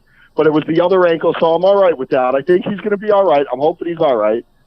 Aguilar is a decent receiver. Yeah, he had dropsy problems in Philadelphia. Has he dropped the ball for Oakland yet? Maybe one? Maybe? Not that I recall.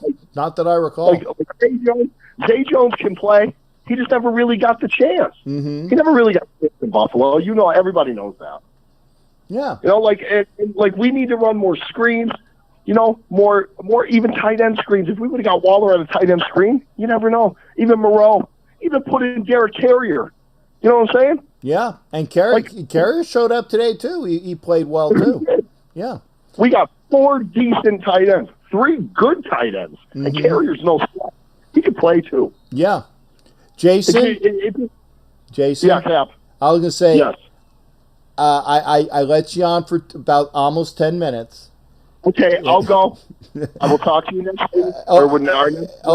Everybody in Raider Nation, I love you. I have the fire. Understand, this is my team. I have passion.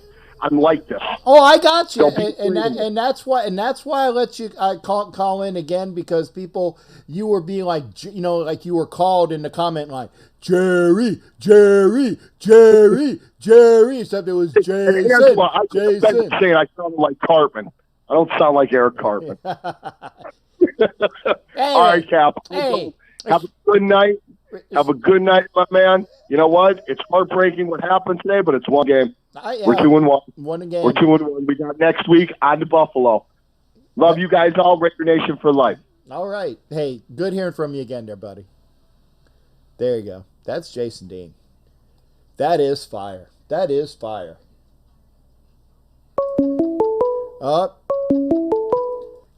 Steve, if there was anybody else, I would say I'm tired. I'm still tired, but I'm gonna let you talk. You're late to the party, Steve, but because I respect you, I'm gonna let you talk. What's going on, brother?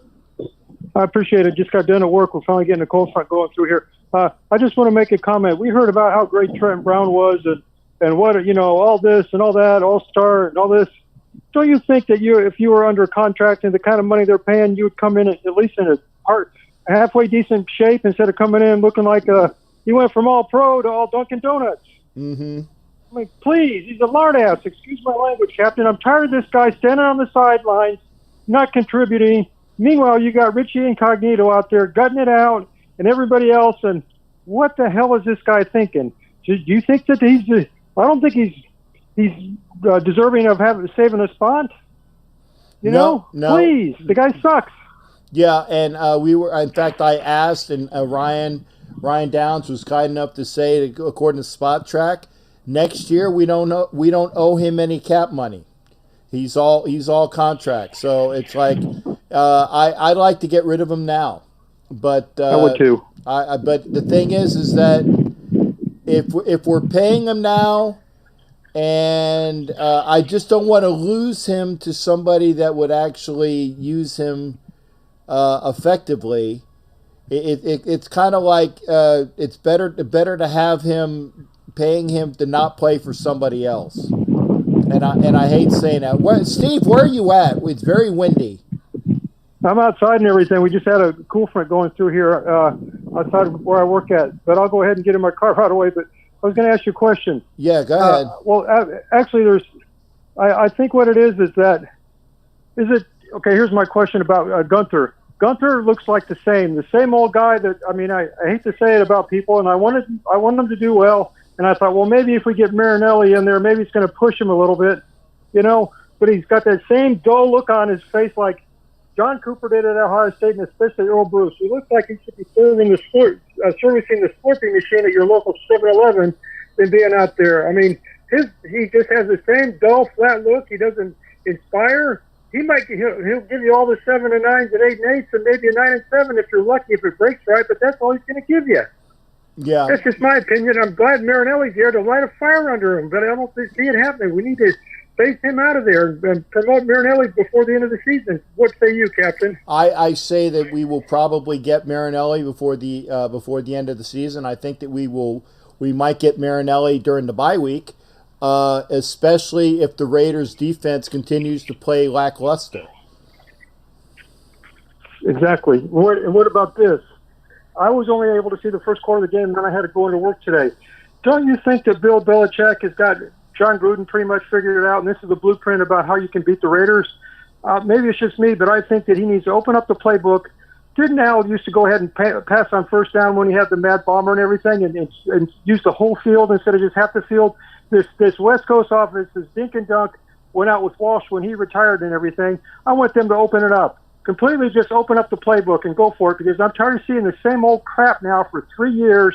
And if this is going to be the way it is, it's going to be hard for us to watch games this year. Dink and dunk, the same old stuff. I know it's the old, NFC, Chicago Bears, Bill Parcells, New York Giants type of offense. and control the clock and everything like that. But you need to open it. You've got these weapons on your team. And is Ruggs, he's hurt. Is he out for the season, or what's up with that? No, Ruggs isn't out for the season, but he does have like like I said, it's an ankle and a knee. And I would rather him rest than to have him come back early and then you lose him because of something that he keeps aggravating. I'd like to have him rest up. In fact, as long as we have Edwards, who also got injured today, hopefully Edwards will be back next week. But I think that we are okay without Ruggs as long as we continue to make sure that we start throwing these guys some deep patterns. And I don't care who it is. I don't care if it's Waller or Moreau or Carrier. We need to flood zones and start throwing longer, because when we started to throw long today and we started to getting to do that, it opened things up. But I do agree that if Bill Belichick showed people, the Raiders are it's like the old expression, they're a mile wide and an inch deep. And, right. And what I mean by that is that we got all of these potential wonderful players on our team, but we don't use them. And that's why I mean a mile wide and an inch deep, because we're running the same plays over and over, and our playbook imagination went out. Well, I mean, we had a flea flicker in the first game, and now we haven't. I mean, that was wonderful to see that flea flicker. But I'm just wondering if maybe we're saving it for Kansas City. And I think if they don't use it against Kansas City, then got to use it sometime. That's for sure. Do you think now does this go on Gruden's shoulders? Or is it also Olsen's shoulders? The way you look at it, I think it's Gruden, but I might be wrong, and I hope I am wrong. Yeah, I think it's Gruden. Because this offense is like a junior varsity offense the way they're running this with the weapons that they have. You go out and get Ruggs, you go out and get Edwards, you go out and get Bowden, and you go out and you have the weapons that you have available, and you run this type of an offense. I just scratch my head and think, what the F are they thinking? Mm-hmm. Just like you and Angela say, it's frustrating as hell. You've got all the. It's like having a sports car, but when you buy it, it's stuck at 55 and it doesn't go any faster than that. And you're thinking, what the hell do I have with this expensive sports car if I can't stretch it out and see what I can do on the open road out in West Texas? I agree. Don't you just scratch your head, Captain, and say, what the hell are they thinking when they're running this offense? Yes, I do. Yes. I'm sorry, Captain. I don't mean to be emotional about this, but it's frustrating because here we thought we had a really good team, and we did it so well against the Saints, and now we're taking a steps back. Like you said, they don't want to play their hand before this Kansas City game, but eventually you've got to do something, open up this, because this is a stale offense. It's like being out on the water and you're not getting any wind in your sails, and you're just stuck trying to figure out how am I going to pick up the wind again? What if I do this with the sails? Yeah, I think he overmanages sometimes instead of just letting it just balls to the wall, as they used to say. That's what Al would do. Yeah, I'm sorry, Captain. No. Hey, Steve, no need to apologize. Like I said, if there was anybody else, I wouldn't have even taken your call, man. I'm tired. I appreciate it very much. You've done a great job all day. You and Angela and Homer and everybody, and we're going to be back. But Gruden, just please open up the offense. You've got all the the bells and whistles on this car. Let's take it out on the open stretch, and then we can see. You're never going to know how great you're going to be if you don't at least try it. I agree. And that's just the part. And I've been saying this now for 3 years with this man. Open it up. Open up the playbook. Go deep. That's what Al would do. Go deep. Just throw it on first down. Who cares? If it doesn't work, it doesn't work. Well, I mean, don't throw it on every first down, but throw it on first down occasionally to soften up the defense so that when you run, it gets more yardage. Right, that's what I'm saying. Not every time, but make them think that they've got to recover the whole field. Now, when you're playing Derek Carr, the way this offense is, you've only got. He's going to dink and dunk you and everything because that's the tendencies that they have. So you're going to shrink the field. Why should you let them shrink your field? Open up the whole damn field and say, you know what, we can strike you from anywhere. We don't give a shit. I am a firm believer of not liking shrinkage. I am too. Trust me. Have a good night, Captain, and good health to you. Hope you're doing well. All right, partner. You take care. Thanks for calling in, Steve. Take care. God bless. Bye. Go Raiders. Go Raiders. I had to use the shrinkage analogy. It was right there. I hate shrinkage. I hate shrinkage. So we got all of these people. We like I said, even when Ruggs isn't there. When Ruggs isn't there, we have Edwards and Zay Jones and Aguilar and Renfro, who had a great game today. When Waller's covered, we have Moreau and Carrier and Witten. And you know what? As far as running backs, I like who we got. We got Jacobs, got Booker, Richard, and our fullback. We got a lot of capabilities. Oh, shrinkage, Jason Dean? Shrinkage is from a Seinfeld episode. You can in fact you can probably Google it. What is shrinkage? And if Jerry Seinfeld doesn't come up, contact me and I'll tell you what the inside joke is. But having said that, it's now 11:20. So we've been on for 3 hours and 20 minutes. On or about. And again, I thank everybody for being here. And again, if it was anybody other than Steve, I would say, sorry, I'm turning off the show. Bear, the Bear is here. Well, Bear, thank you for being here. It's kind of late. And Bear, do me a favor. Get with me. And for anybody that is subscribed that does not show up, that's hearing this, we don't get shrinkage. Okay, got it.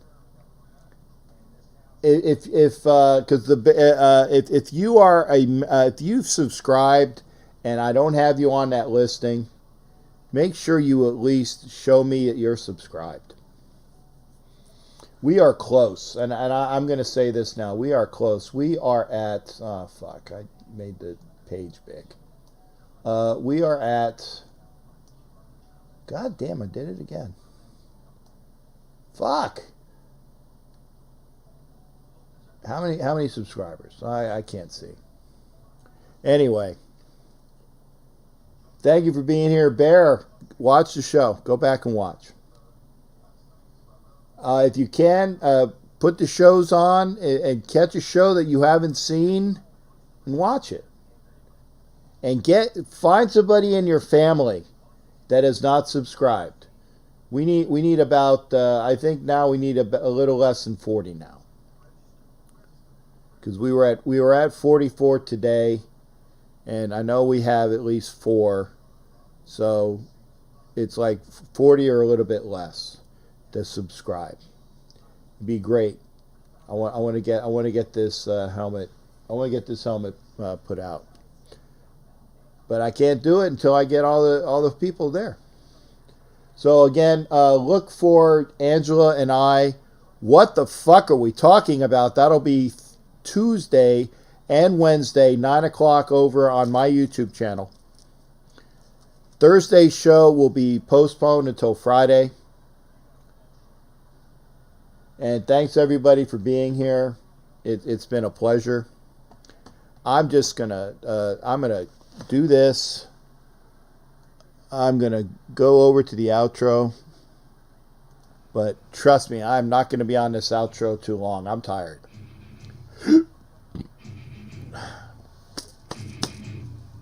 The calzone is coming back up. We'll see everybody on Tuesday. Have a great weekend. Get all of Lake Erie. There you go. Thank you, Bear. Get all of Lake Erie. Get them all in there. Subscribe. Bear, throw me a screenshot of your subscription, please, because I can't see it.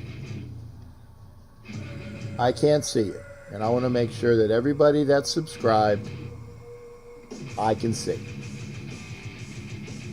Everybody have a great night. That's a touchdown. Packers are going to win this game, it looks like. Good night, everybody. Come back on Tuesday. And For Life is still here. I'm glad you are. Say good night to the For Life crew as well. We heard from Angela. We heard from Thor, either in the comments or through calls.